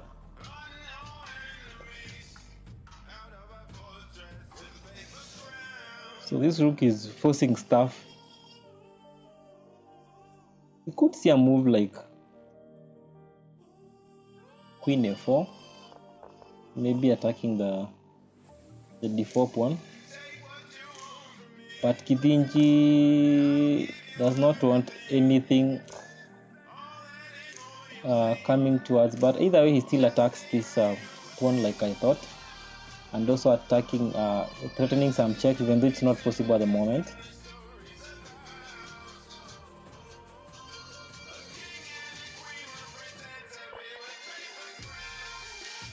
Alright, so a tactical move, forcing exchange of rooks.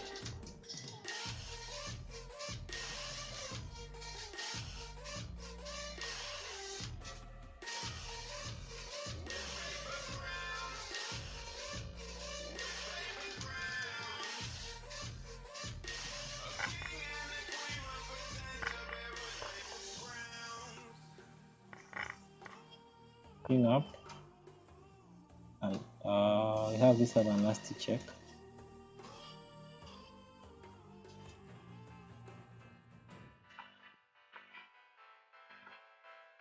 I think Queen D7 is necessary, yeah, so that you force him to block with a knight.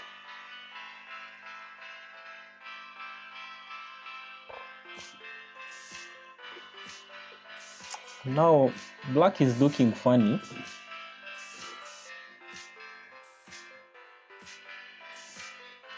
Because you have two minor pieces pinned, and maybe bishop here is coming.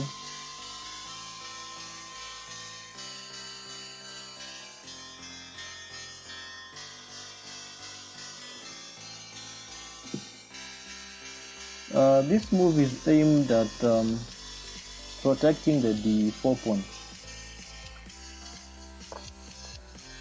Yousef being very careful in spite of the fact that he's doing very well so far.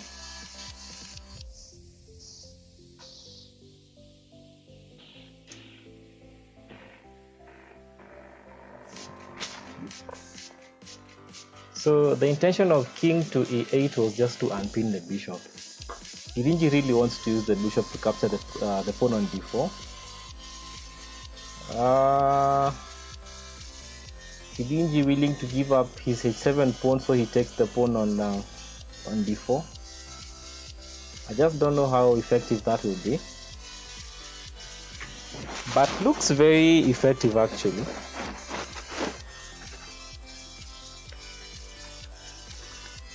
So is Yousef forced to go back here or what? So this pawn issued and then bishop blocks. Very good way of responding.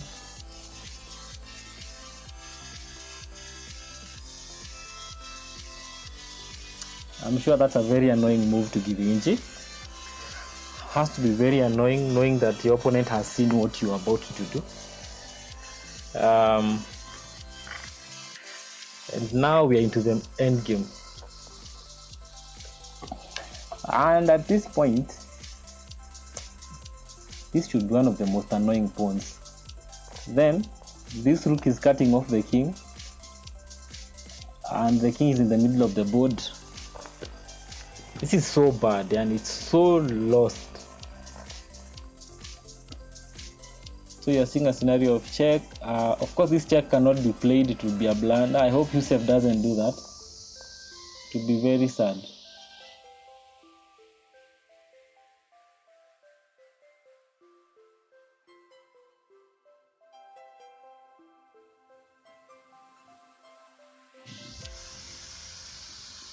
I think we can even see a move like rook to e2. Rook e2 looks interesting, yeah. Just push your opponent. Because now what you're threatening is simple. You could even capture the knight, even if he blocks with the queen. Maybe is this playable? I think you just go back. Yeah, I think that's okay. You can even block with queen. Oh, okay. He's not afraid of this.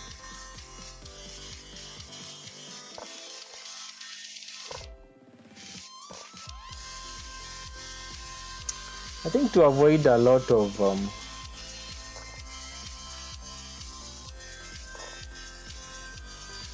I just block with the queen and avoid so much checks. Furthermore, Githinji does not want to exchange at this point. You can even play queen to, yeah, even that's playable. And exchange these things. Yeah, just exchange both of them. And then this pawn is just a thorn in the flesh. Yeah. And it's lost for black. Very good play by Mohammed. This is the last game in 3+2.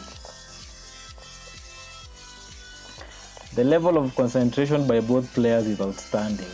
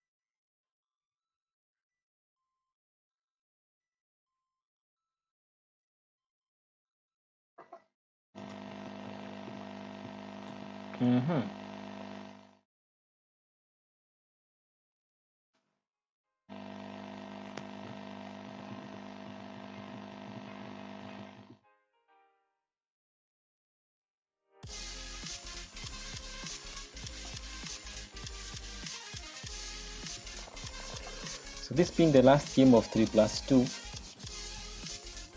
it should determine so many things. I don't know if you guys have noticed something about Yousef's kind of play. He always has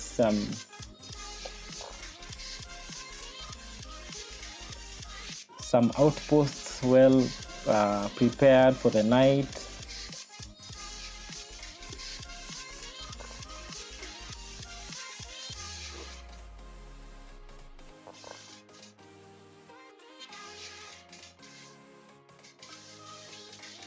So queen goes back. We are likely to see either knight to either of those two squares. Then we also are likely to see knight to e5.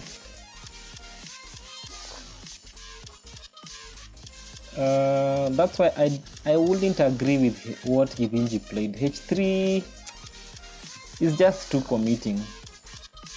You don't want to start making some pawn pushes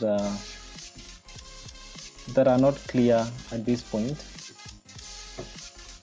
But the threat is yet to be real. So Yousef really wants to play there, but Githinji can always refute. Yeah, you take the knight first and then you play knight to g3. I guess that's the plan. Of course, Yousef cannot take the pawn with e because he would have lost the bishop, and now I think he's been busted. The attack won't work.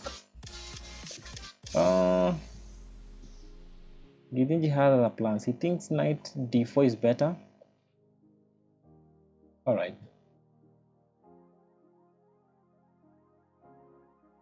For whatever reason, he could be right. Piling more pressure on the e4 pawn. And now Githinji wants to open up this file. In one way or another, it has to open up. Then we'll see moves like queen to g4. So most probably, will Githinji take with knight? Alright, rook. Okay. The queen leaves to e2, maybe is preparing rook to f1. Looks like the most probable move at the moment. Rook f1, and then we'll see queen to g4. Piling more pressure on those two guys.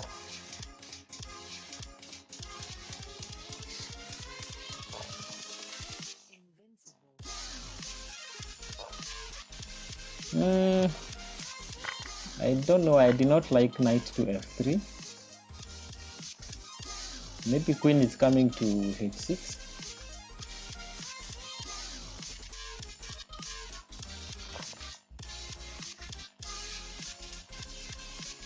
And you could see a rook lift to f6, followed by queen to f3, and have like a rook gun, as much as the queen will be the one at the back.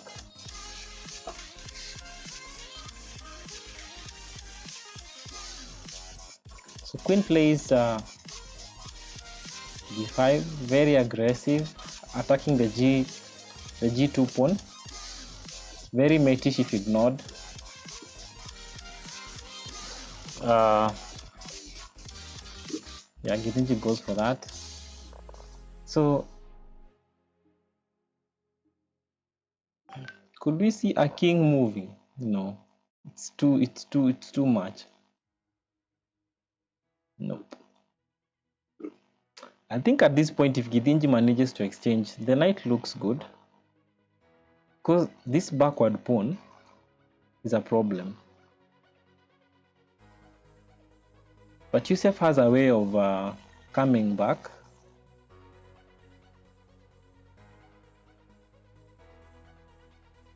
I think now Githinji is preparing rook to f6. This is what is cooking, I think. But Yousef has seen, and he wants to prepare that with a knight, with a queen to c1 check. And now the pawn on h4 is under a lot of distress. What will Yousef do? Queen h5. Then knight comes to h2.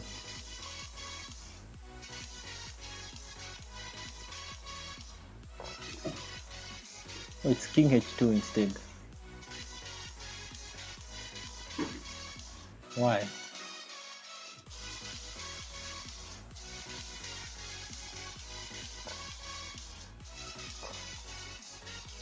Yeah, king h2 was not... It wasn't making sense. I think Githinji has seen that in case the pawn on e5 falls when the king is on h2, he would automatically be checked. And checks can be very annoying, especially when you have an attack ongoing. So even putting the rook on e2 looks very risky, because you're falling to some tactical play. This rook could always move out with some ideas, you know. So you could see rook go back to f2, yes, like he's done. So Githinji playing, I guess, waiting moves. We're likely to see knight go back to d4, because now this pawn is as we want it to be.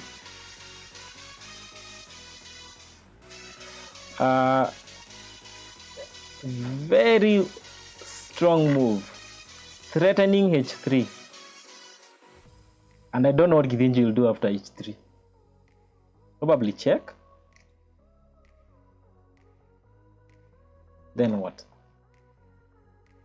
Yeah, what do you do after h3? You cannot capture that with a queen, because if you do, you lose your queen for free. This bishop is pinning the pawn. The pawn can never be captured, can never be pushed. This pawn is stuck. But there's a possibility you could be seeing knight going back to f4.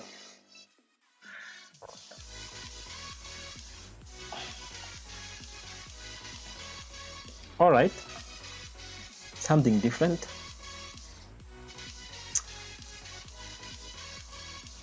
How is this check followed by queen check?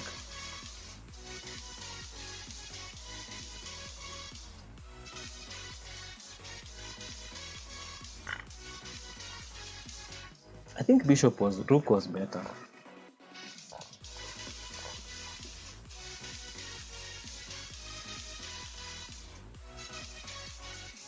Queen check.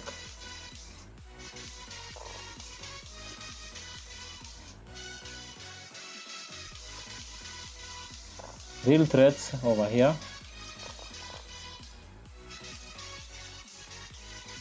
Yeah, mate. King has to move to there, and mate happens on f1. Yeah, very good game. So 9-7, Yousef leading. We have another one session. One section. Yeah. Of 3 minutes, 0. 3+0. So you guys want to go straight into 3+0, or you want to take a break? How do you think? Yeah, I think we can take at least 5 minutes. You need a break, a 5 minutes break, right? 5 minutes. All right. So let's just do it like we did before, just 5 minutes, and we are back. Only 5 minutes. Good games, guys, bana. We are really enjoying your games, bana. Yeah, sawa. All right.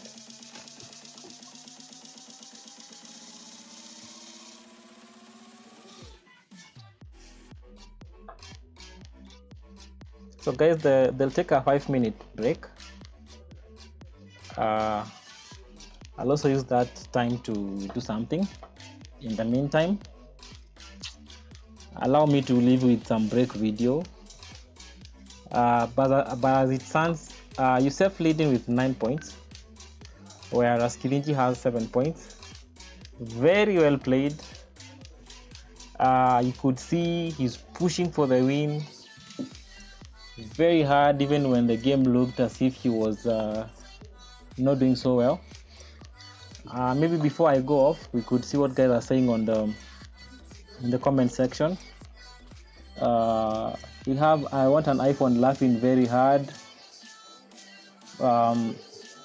Amir having spotted a mate at some point. Mukhtarian says good game. Kireka Chess Champion says guys play chess. Banana falls down. Sawa. That looks like a pan. Anyway, good games, guys. Give me like 5 minutes too. Robert McLigeo, I can see you're saying after king h2, rook g3, trap the queen. I think you're talking about the position where you're talking about rook c6. I'll definitely analyze the game at the moment. I also want to take the break. Thank you, guys. If you've not subscribed to our channel, kindly do. We have very many cage matches coming, and when you subscribe, you'll be able to get the notifications even when I don't send in the groups. And even if you're not in the groups for WhatsApp, if you subscribe, you can easily get to see upcoming events and ongoing events. Thank you, guys, and let me take a break. Let me leave you with some break video. Thank you, guys.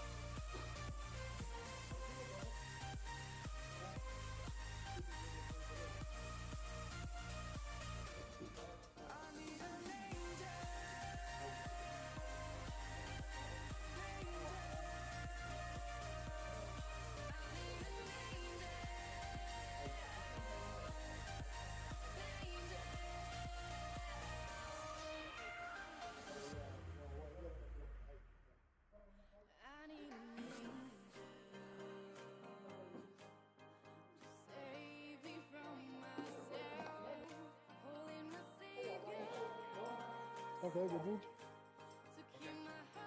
Okay.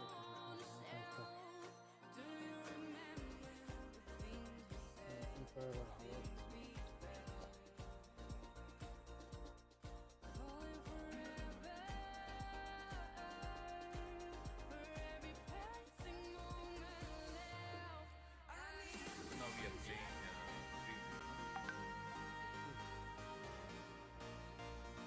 3-0. 8 games 3-0. Yeah. But if you get 12 and a half, you won the series. I don't know. I'm not confident because Right now you are 9-7. You are ahead. You did 3.5. inshallah. But I will try. Okay. Okay. Okay, I've challenged you. Okay. Yep.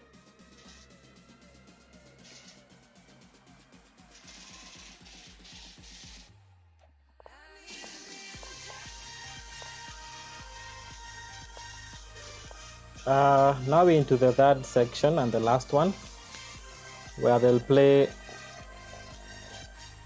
8 more games, but this time round it's 3 minutes with no increment.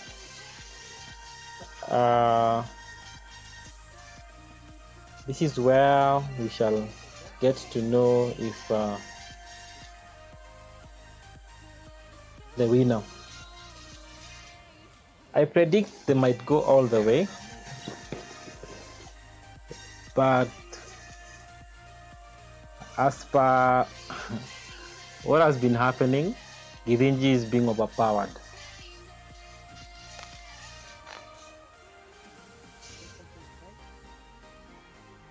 Okay. So welcome back to those who are joining us now. Okay. Let me abort it. Then I try again.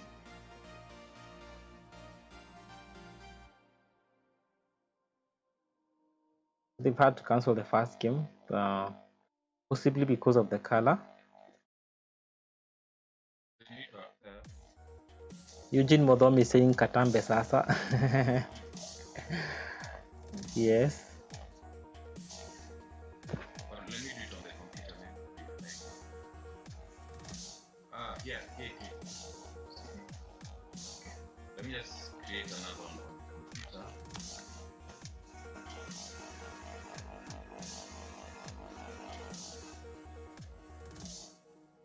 So Githinji preparing to send the request. I suppose they cancel. I'll take some time to change to my phone. Huh?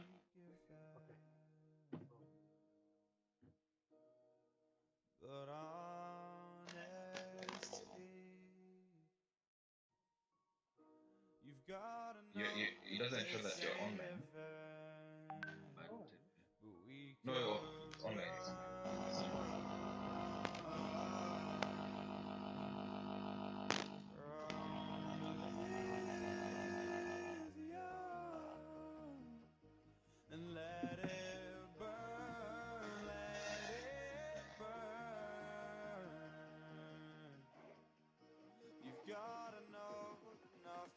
So we are waiting for Githinji to send the challenge to Yousef, then they'll play.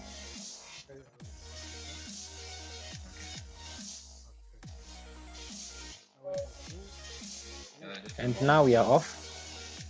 Let me find it in my phone. So they needed to change colors, but Githinji also wants to play with his phone.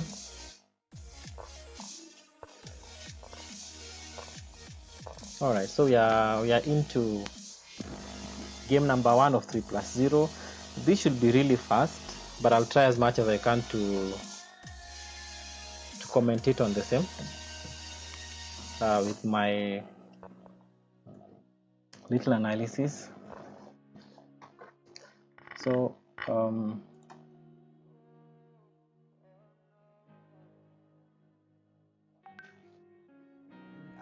as it's becoming a norm, these guys are cruising the opening very fast, which is expected of good players. Because once you've mastered your opening, you really waste little time or no time at all. Right now, yes, Githinji is asking himself, should I take this pawn with my knight or bishop, or should I take the knight on c3? A question he can answer himself, but has to have some reasonable meaning behind it. But Githinji decides to go that way. So possibly we might see this this knight fall, but the problem with that is that the queen will have captured will have had an attack, and now there's a problem. And the problem is that now this bishop is under distress. But d5 doesn't work, so Githinji needs to castle. That was just a way of telling him, you know, you need to castle now. So I guess he's forced to take the pawn. I guess so. Or not. That was a clever way of dealing with it. I agree with that continuation. Because in other lines I was seeing Yousef playing rook, bishop to b5 after capturing the pawn on d5. Yeah, and now it's still being played. Yeah, Githinji had the whole line well captured in his mind. He is not giving a piece at all. But very good try by Yousef. But the only problem is that after all that ordeal, he's lost a pawn.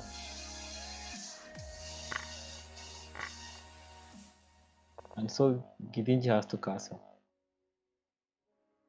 I think instead of Yousef playing bishop g5, he could have tried a move like rook to e7.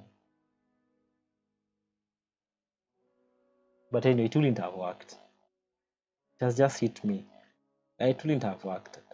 I was looking for a way Yousef can get his pawn back by pinning the knight, but again, Githinji will have just castled. So right now we could see the knight go to g6 because of this attack. We also expect a move like c5, but it could be too early. I think it's premature at the moment. But I feel like the queen needs to find itself some activity on the king side. But it doesn't work at the moment because the knight is protected. You need to play c5 first, or find a way of centralizing your rooks. Please note that this knight is very annoying because it's coordinating with the queen to attack the f7 pawn. So this rook is kind of tied at the moment, and that makes white feel a bit uncomfortable. So Yousef plays another tricky move that if Githinji had captured the knight, then Yousef captures the pawn, the knight with the g6, and now we have another annoying pin on f7. Alright, so queen eventually goes to giving this pawn, and then I guess Githinji will capture the one on h5. Very few blunders by both players, just tactical play. Possibly queen will go to g6, correct. Seeing if he can exchange, and then maybe he decides to go to f5.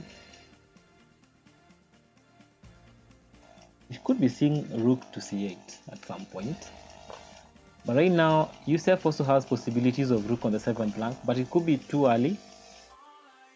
Could be too early.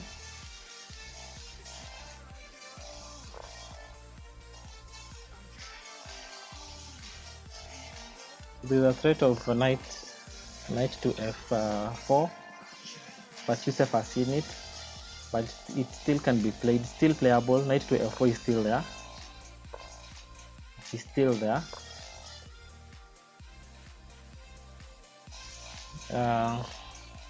Yousef is obviously not happy with where Githinji is putting his queen. I also feel he's a bit behind in time, but he's catching up. The quick play can be well explained by how his time is lagging. So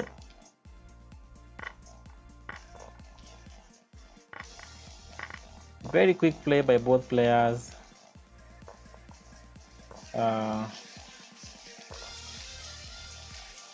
Here it's not easy, but Yousef being a bit slow, 2 seconds on the clock, he has to be moving everything he plays, with exchanges, and Githinji could just be better in this and he wins the game.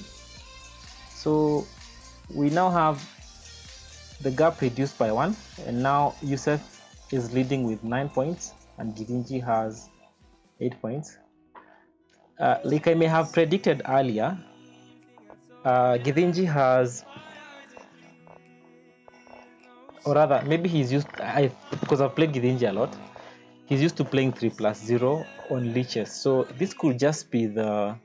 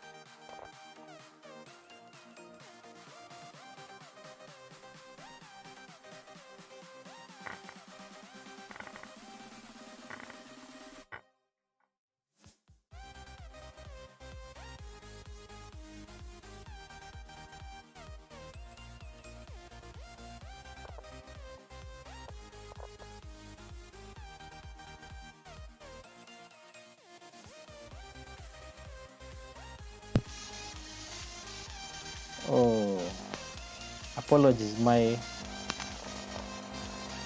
audio had unplugged itself. Apologies to guys who are listening. Thanks Mukhtar Sheikh Noor for the heads up. So far a very tight match. Very few minutes with no increment. 3 minutes is not a lot.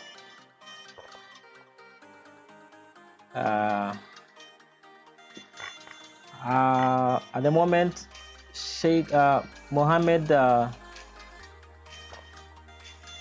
again behind in time, but the position looks very drawish.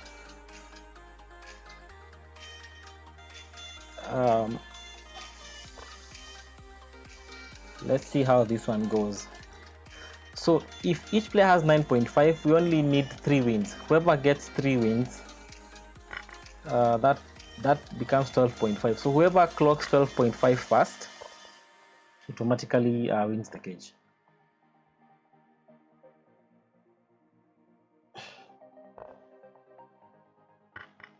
With good time, this position is not obvious.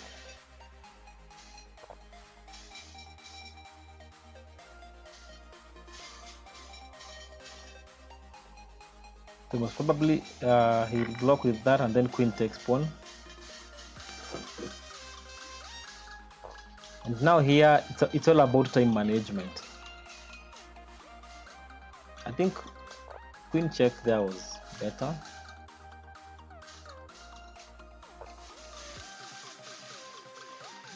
Queen takes or queen takes here, check here. Queen takes there, check, then queen takes here.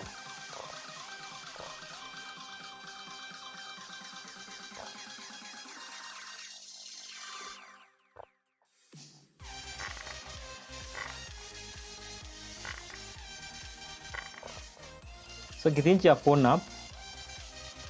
This might be the winning pawn. You're likely to see a move like a4. Very annoying for black. I wouldn't want to be black at this point. And then now f4 is coming. Yeah. This is not good. And Sheikh will have to succumb to this one again, I'm afraid, because he's still backward in time and Githinji is a pawn up. Right now there's less to fear. F4 coming, f4, f7, f8, queen to b4, and now all these pawns have to fall. Yeah, so Githinji is not worried because he just has to bring queen there and sack the queen. And now these are 2 pawns with the potential of being a queen. Very annoying.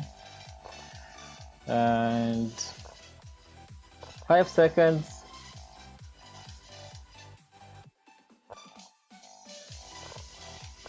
Painful to watch. Yeah. I hope you guys are seeing the power of bullet, or rather blitz.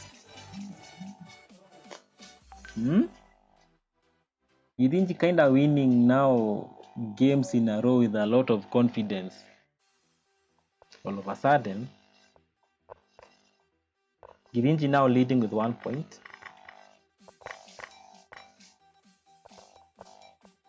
As some Kenyan will say, this is theft. Mohammed is just about to be stolen from. Apologies for that.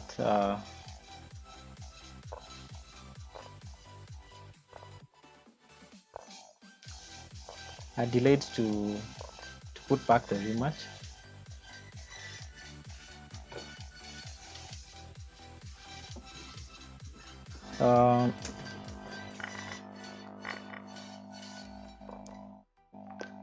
Mohammed is just fine in the opening. In the middle game is playing very fast.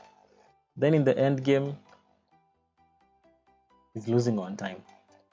Time pressure can make you blunder very much.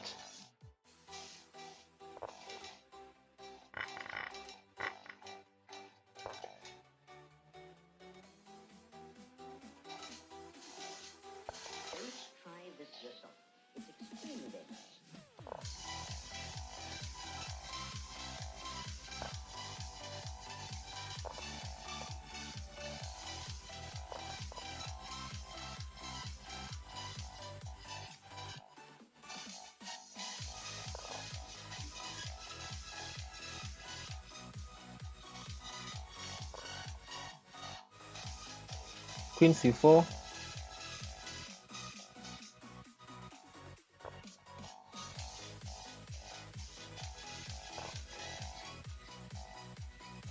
There's so much happening so fast.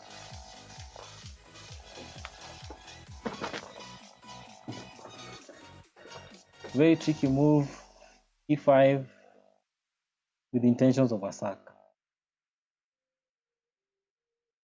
If he takes on e5 with the d pawn, bishop takes the e5 pawn, and possibilities of a sack very high. So that is if you take, bishop takes, and you cannot take because rook falls over there. I don't know why he didn't take.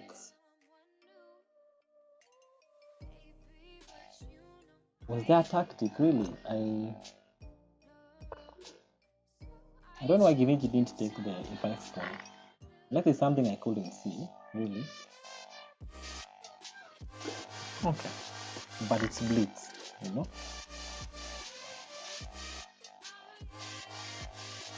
Yeah, so that pawn is hanging.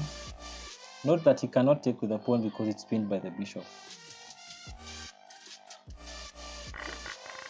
And the e5 pawn is also hanging.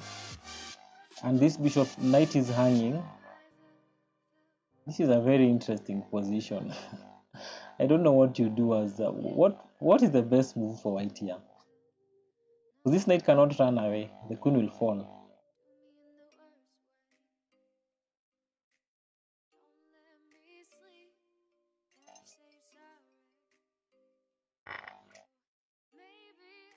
Yeah.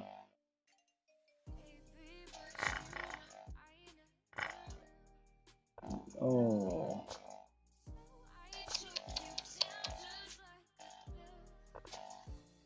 Wow, Mohammed now not looking so good. Like I said earlier, this is theft. Someone is being stolen now. A cage match that they were winning. This is called a real comeback. Githinji has just had a very good score in the last 4 games, won 3 and drew 1. And now he's a game up. If he wins this one, he will have 11.5, meaning he will only need 1 game to win the cage. So, very unexpected turn of events. But I suspected Githinji was better in 3+0. I just suspected so. Yeah, so now it's fully lost because now the rook on c4 is lost and we are about to turn the lights out. So Githinji has 11.5. Guys, this is good news for guys who are supporting Githinji. For the fans of Mohammed, I'm really sorry that this is happening to you.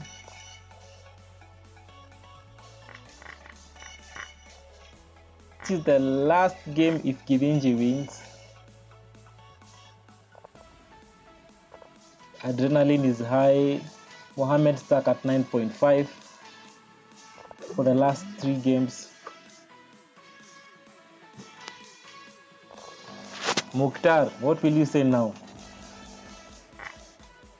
I still feel Githinji was overpowered, but this was his time control.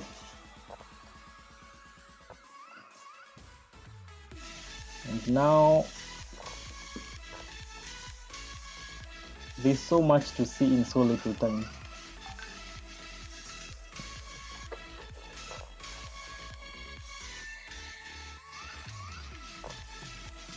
Fingers crossed.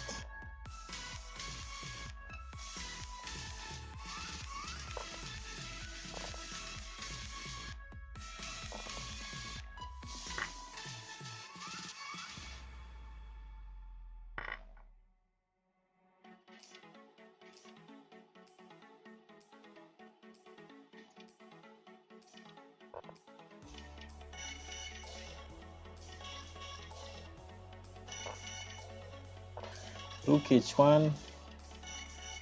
I like the idea. Black looks okay here. he should get something.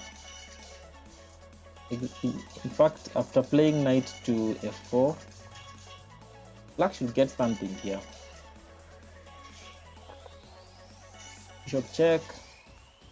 I don't know why I don't like that check. I think knight f4 was better. I don't like that check. Yeah. Very good move. Bishop c5 is it's threatening to capture the queen, not even the rook. I hope you guys can see that. You don't remove that rook there. If you do, you lose your queen. Very nice moves played by Mukhtar. I think he takes this one. I have a feeling he's winning this game. Because now he needs to play queen to... Oh, nice tactic. Awesome. Just stop him with this move. Yeah, you're doing good. Yeah, and white resigns. There are so few moves for white. That light squared bishop is not happy because the pawns are bleached.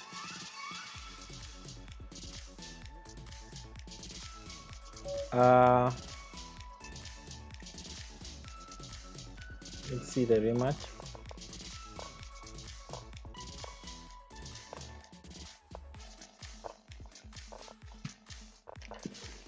So at the moment, the scores are 10-11. So Mohammed still has a chance to win. Not yet sure who will win this cage match, but Githinji just needs one win. Not a draw, but a win. Because if he gets a draw, he gets 12, and it's still not yet won. So now, what happens if they both get 12 points, right? Maybe someone is asking themselves that. Usually what we do, if they both get 12 points, someone has to win this cage, so they'll go for a tie break. And the tie break is usually agreed by players. So they'll choose one of the time controls and they'll play 4 games. And we'll choose best of those 4 games. If they still draw, they play another 4 games until we get a winner. But as it is, we could go for that. I'm seeing that possibility. Of course, tension is high. Githinji is up, yes, but he's likely to lose either. I mean, these guys have played so far 22 games. And this is the 23rd game. So 2 more games if they play all of them. But if Githinji wins, this is the end of the road for Mohammed.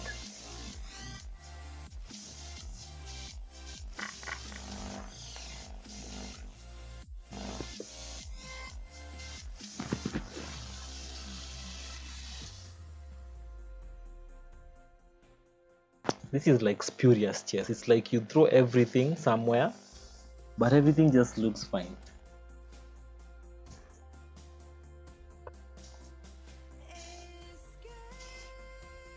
Tactical move by Mukhtar, by Mohammed. Mukhtar, your name is in my mind.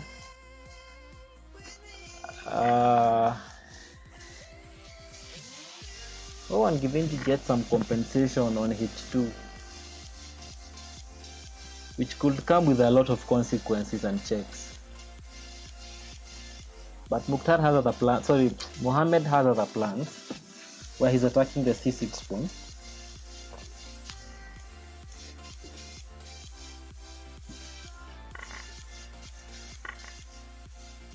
Oh my god. This looks drawish. Check. How is check? Queen c8 check.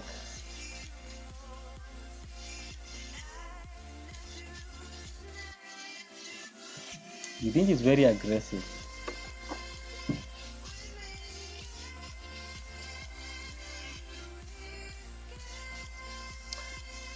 Another tip I'd give guys who are learning to play blitz or who want to become better blitz player. One thing you'll come to notice is that the knight is very tricky when there's little time.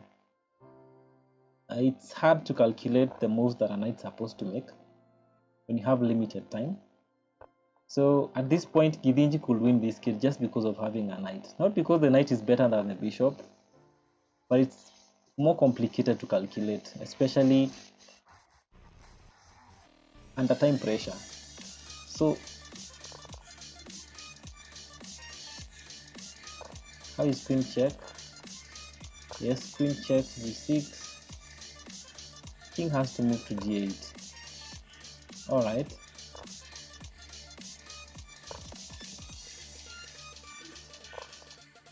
So let's see how this goes. It could end in a draw.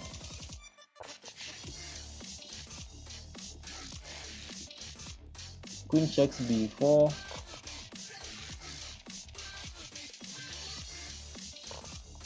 This looks so drawish. Githinji wants to go for a knight endgame. Oh, that pawn will reach there before Githinji. Ouch. Oh, nice maneuver. I never saw that coming. Wow. Awesome chess.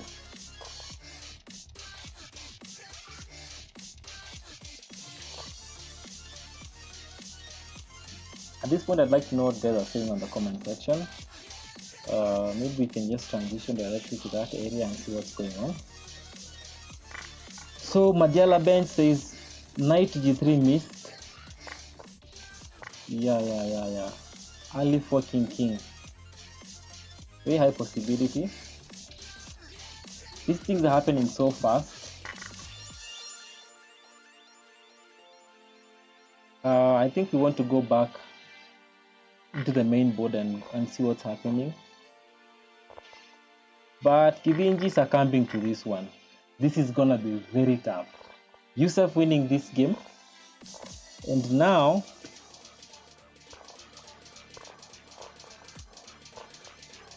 we are watching the last game of the match. And so far it's a draw.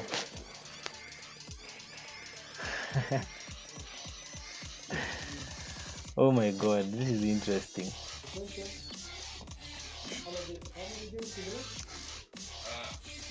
We both have 11 and a half, 11. Whoever wins the match, or just one game there. Whoever wins, one last game. So we have 11 and a half for both players.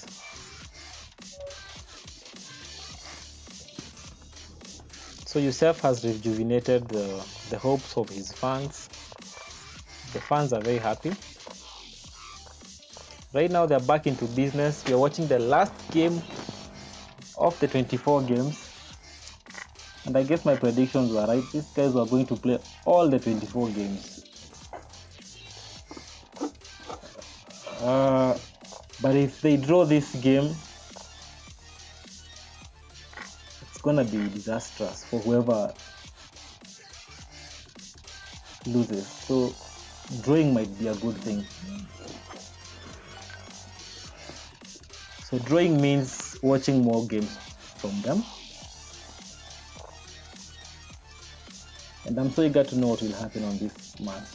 So right now a lot will be happening on the board. I will not be able to explain everything because I'm equally trying to catch up with their fast play.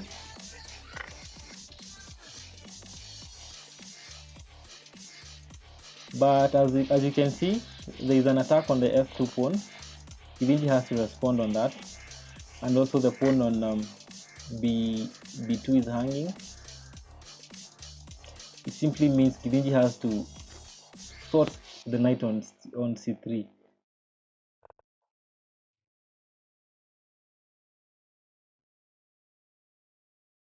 Of course, Yousef has to remove this queen, possibly going to either of those two squares. because you do not want the rook going to b7. Githinji has played it anyway.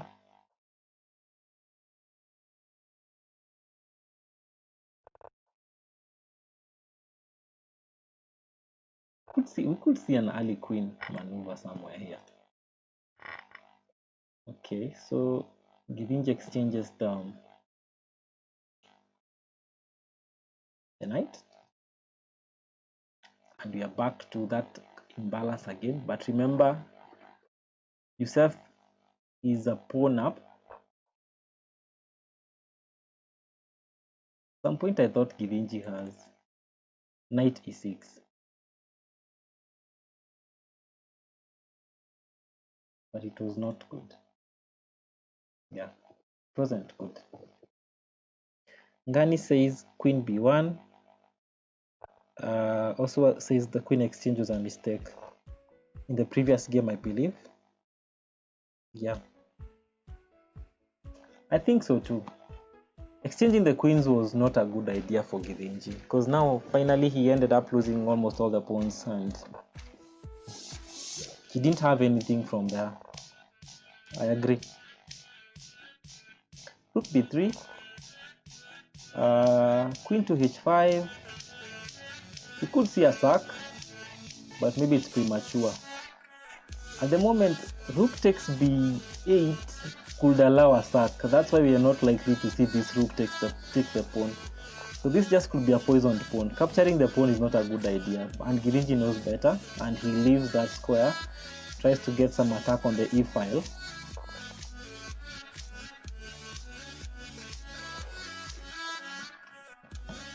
Adrenaline quite high for both players. I can see everyone concentrating. In fact, this is the first time I'm seeing Yousef lean forward. Doesn't want to lose anything. So he gives up the pawn to reduce the number of rooks. Now Yousef is 2 pawns up, isn't he? Yeah. Now Yousef is going 2 pawns up. Oh wait, Githinji has stolen a piece. No. Yeah, so Yousef is 2 pawns up, just like I thought, yeah.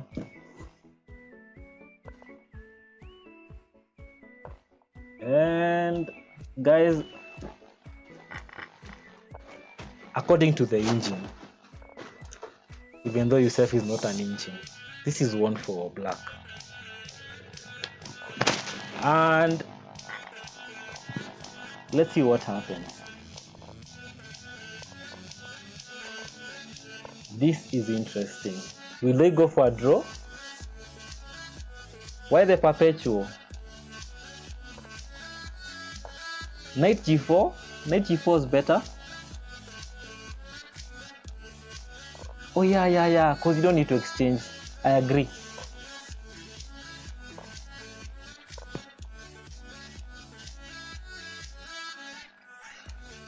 So Yousef wants a draw. He's afraid of the rook, I guess. I want to agree with him, and it's a draw, guys. So we are going for tie breaking. Oh my god. Oh. Hey guys, Bana, that was a very tight match.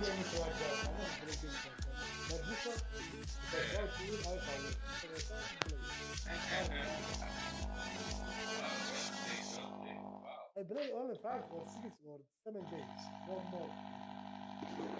Guys, Bana, we have a draw. Oh, okay.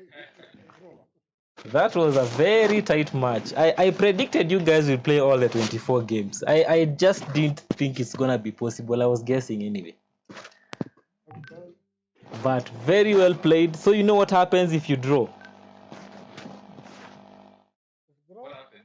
We'll rematch another day. No. We never get draws on the cage banner. You guys can't give us a draw.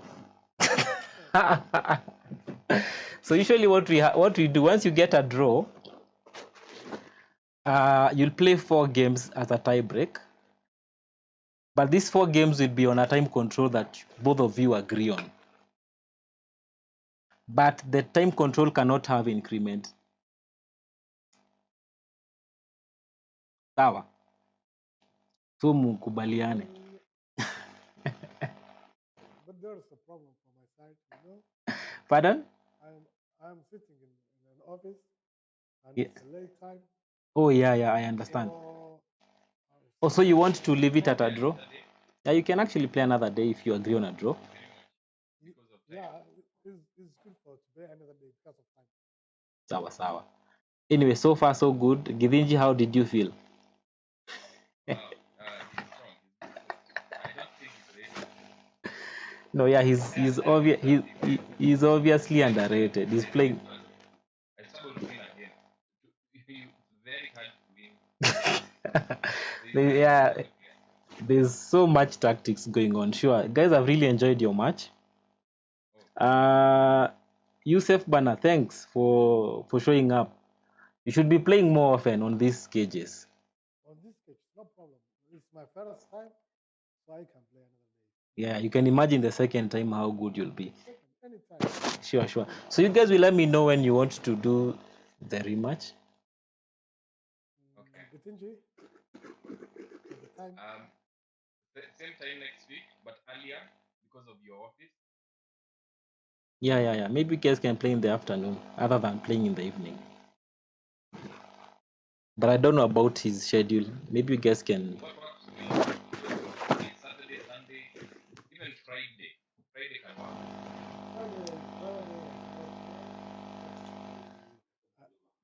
Friday I did not work. I work Saturday to Tuesday to Thursday. I work. So Friday I'm free. Which day is good for you? I think he's saying Friday. Any night, yesterday, any night you call me, I can play. At night I'm not free. Saturday? A day, the time I'm free for 1 o'clock to 4 o'clock, p.m. 1 to 4. Okay, Saturday. Oh, no, not next Saturday. Next Saturday. Tomorrow you are free, I think. Maybe Sunday. Sunday. Next Sunday. Sunday. Yeah. Tomorrow is the Sunday, isn't it? No, next week, not tomorrow. Or you want tomorrow? Okay, next week. Okay.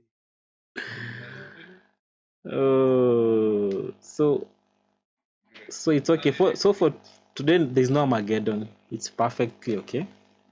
So everyone retains their stakes, which is unlikely of these cages, but it's okay. If you guys are gonna do a rematch, we are in. So thank you very much, Bwana Mohammed. Okay. And Githinji Bwana, I'm sure your blood has been shaken.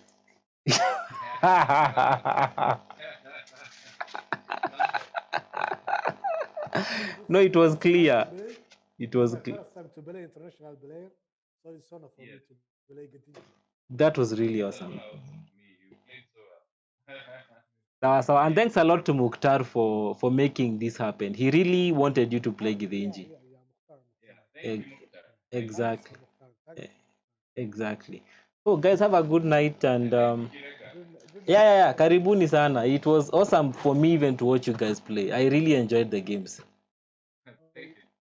Sure. Sawa. Good night, guys, and have a nice one. Okay, thank you. Bye. Okay, so guys, I'm left pondering on what just happened. So we won't have we won't have a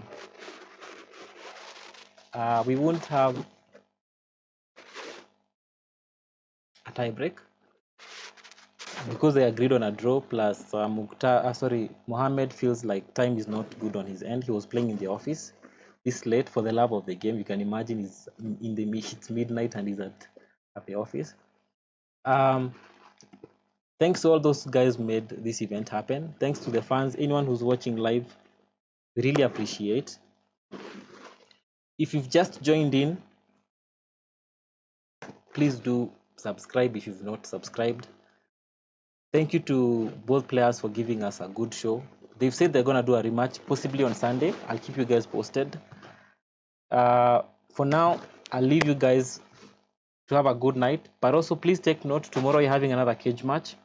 in the afternoon at 2 p.m. between Mehul Gohil, Kenya national champ at the moment, and he's playing the South Sudan champ, Panchol Madol. So tomorrow is going to be also a very awesome afternoon. Please do catch up with the events that are happening tomorrow. For now, I want to say goodbye. Thanks for keeping me company. The games were really awesome. I don't even know what to say. For those who are asking if there's no Armageddon, yes, apparently there's no Armageddon. So thank you guys, and I'll post on the chat so that guys don't get confused, those who are not watching the stream. But for now, have a good night.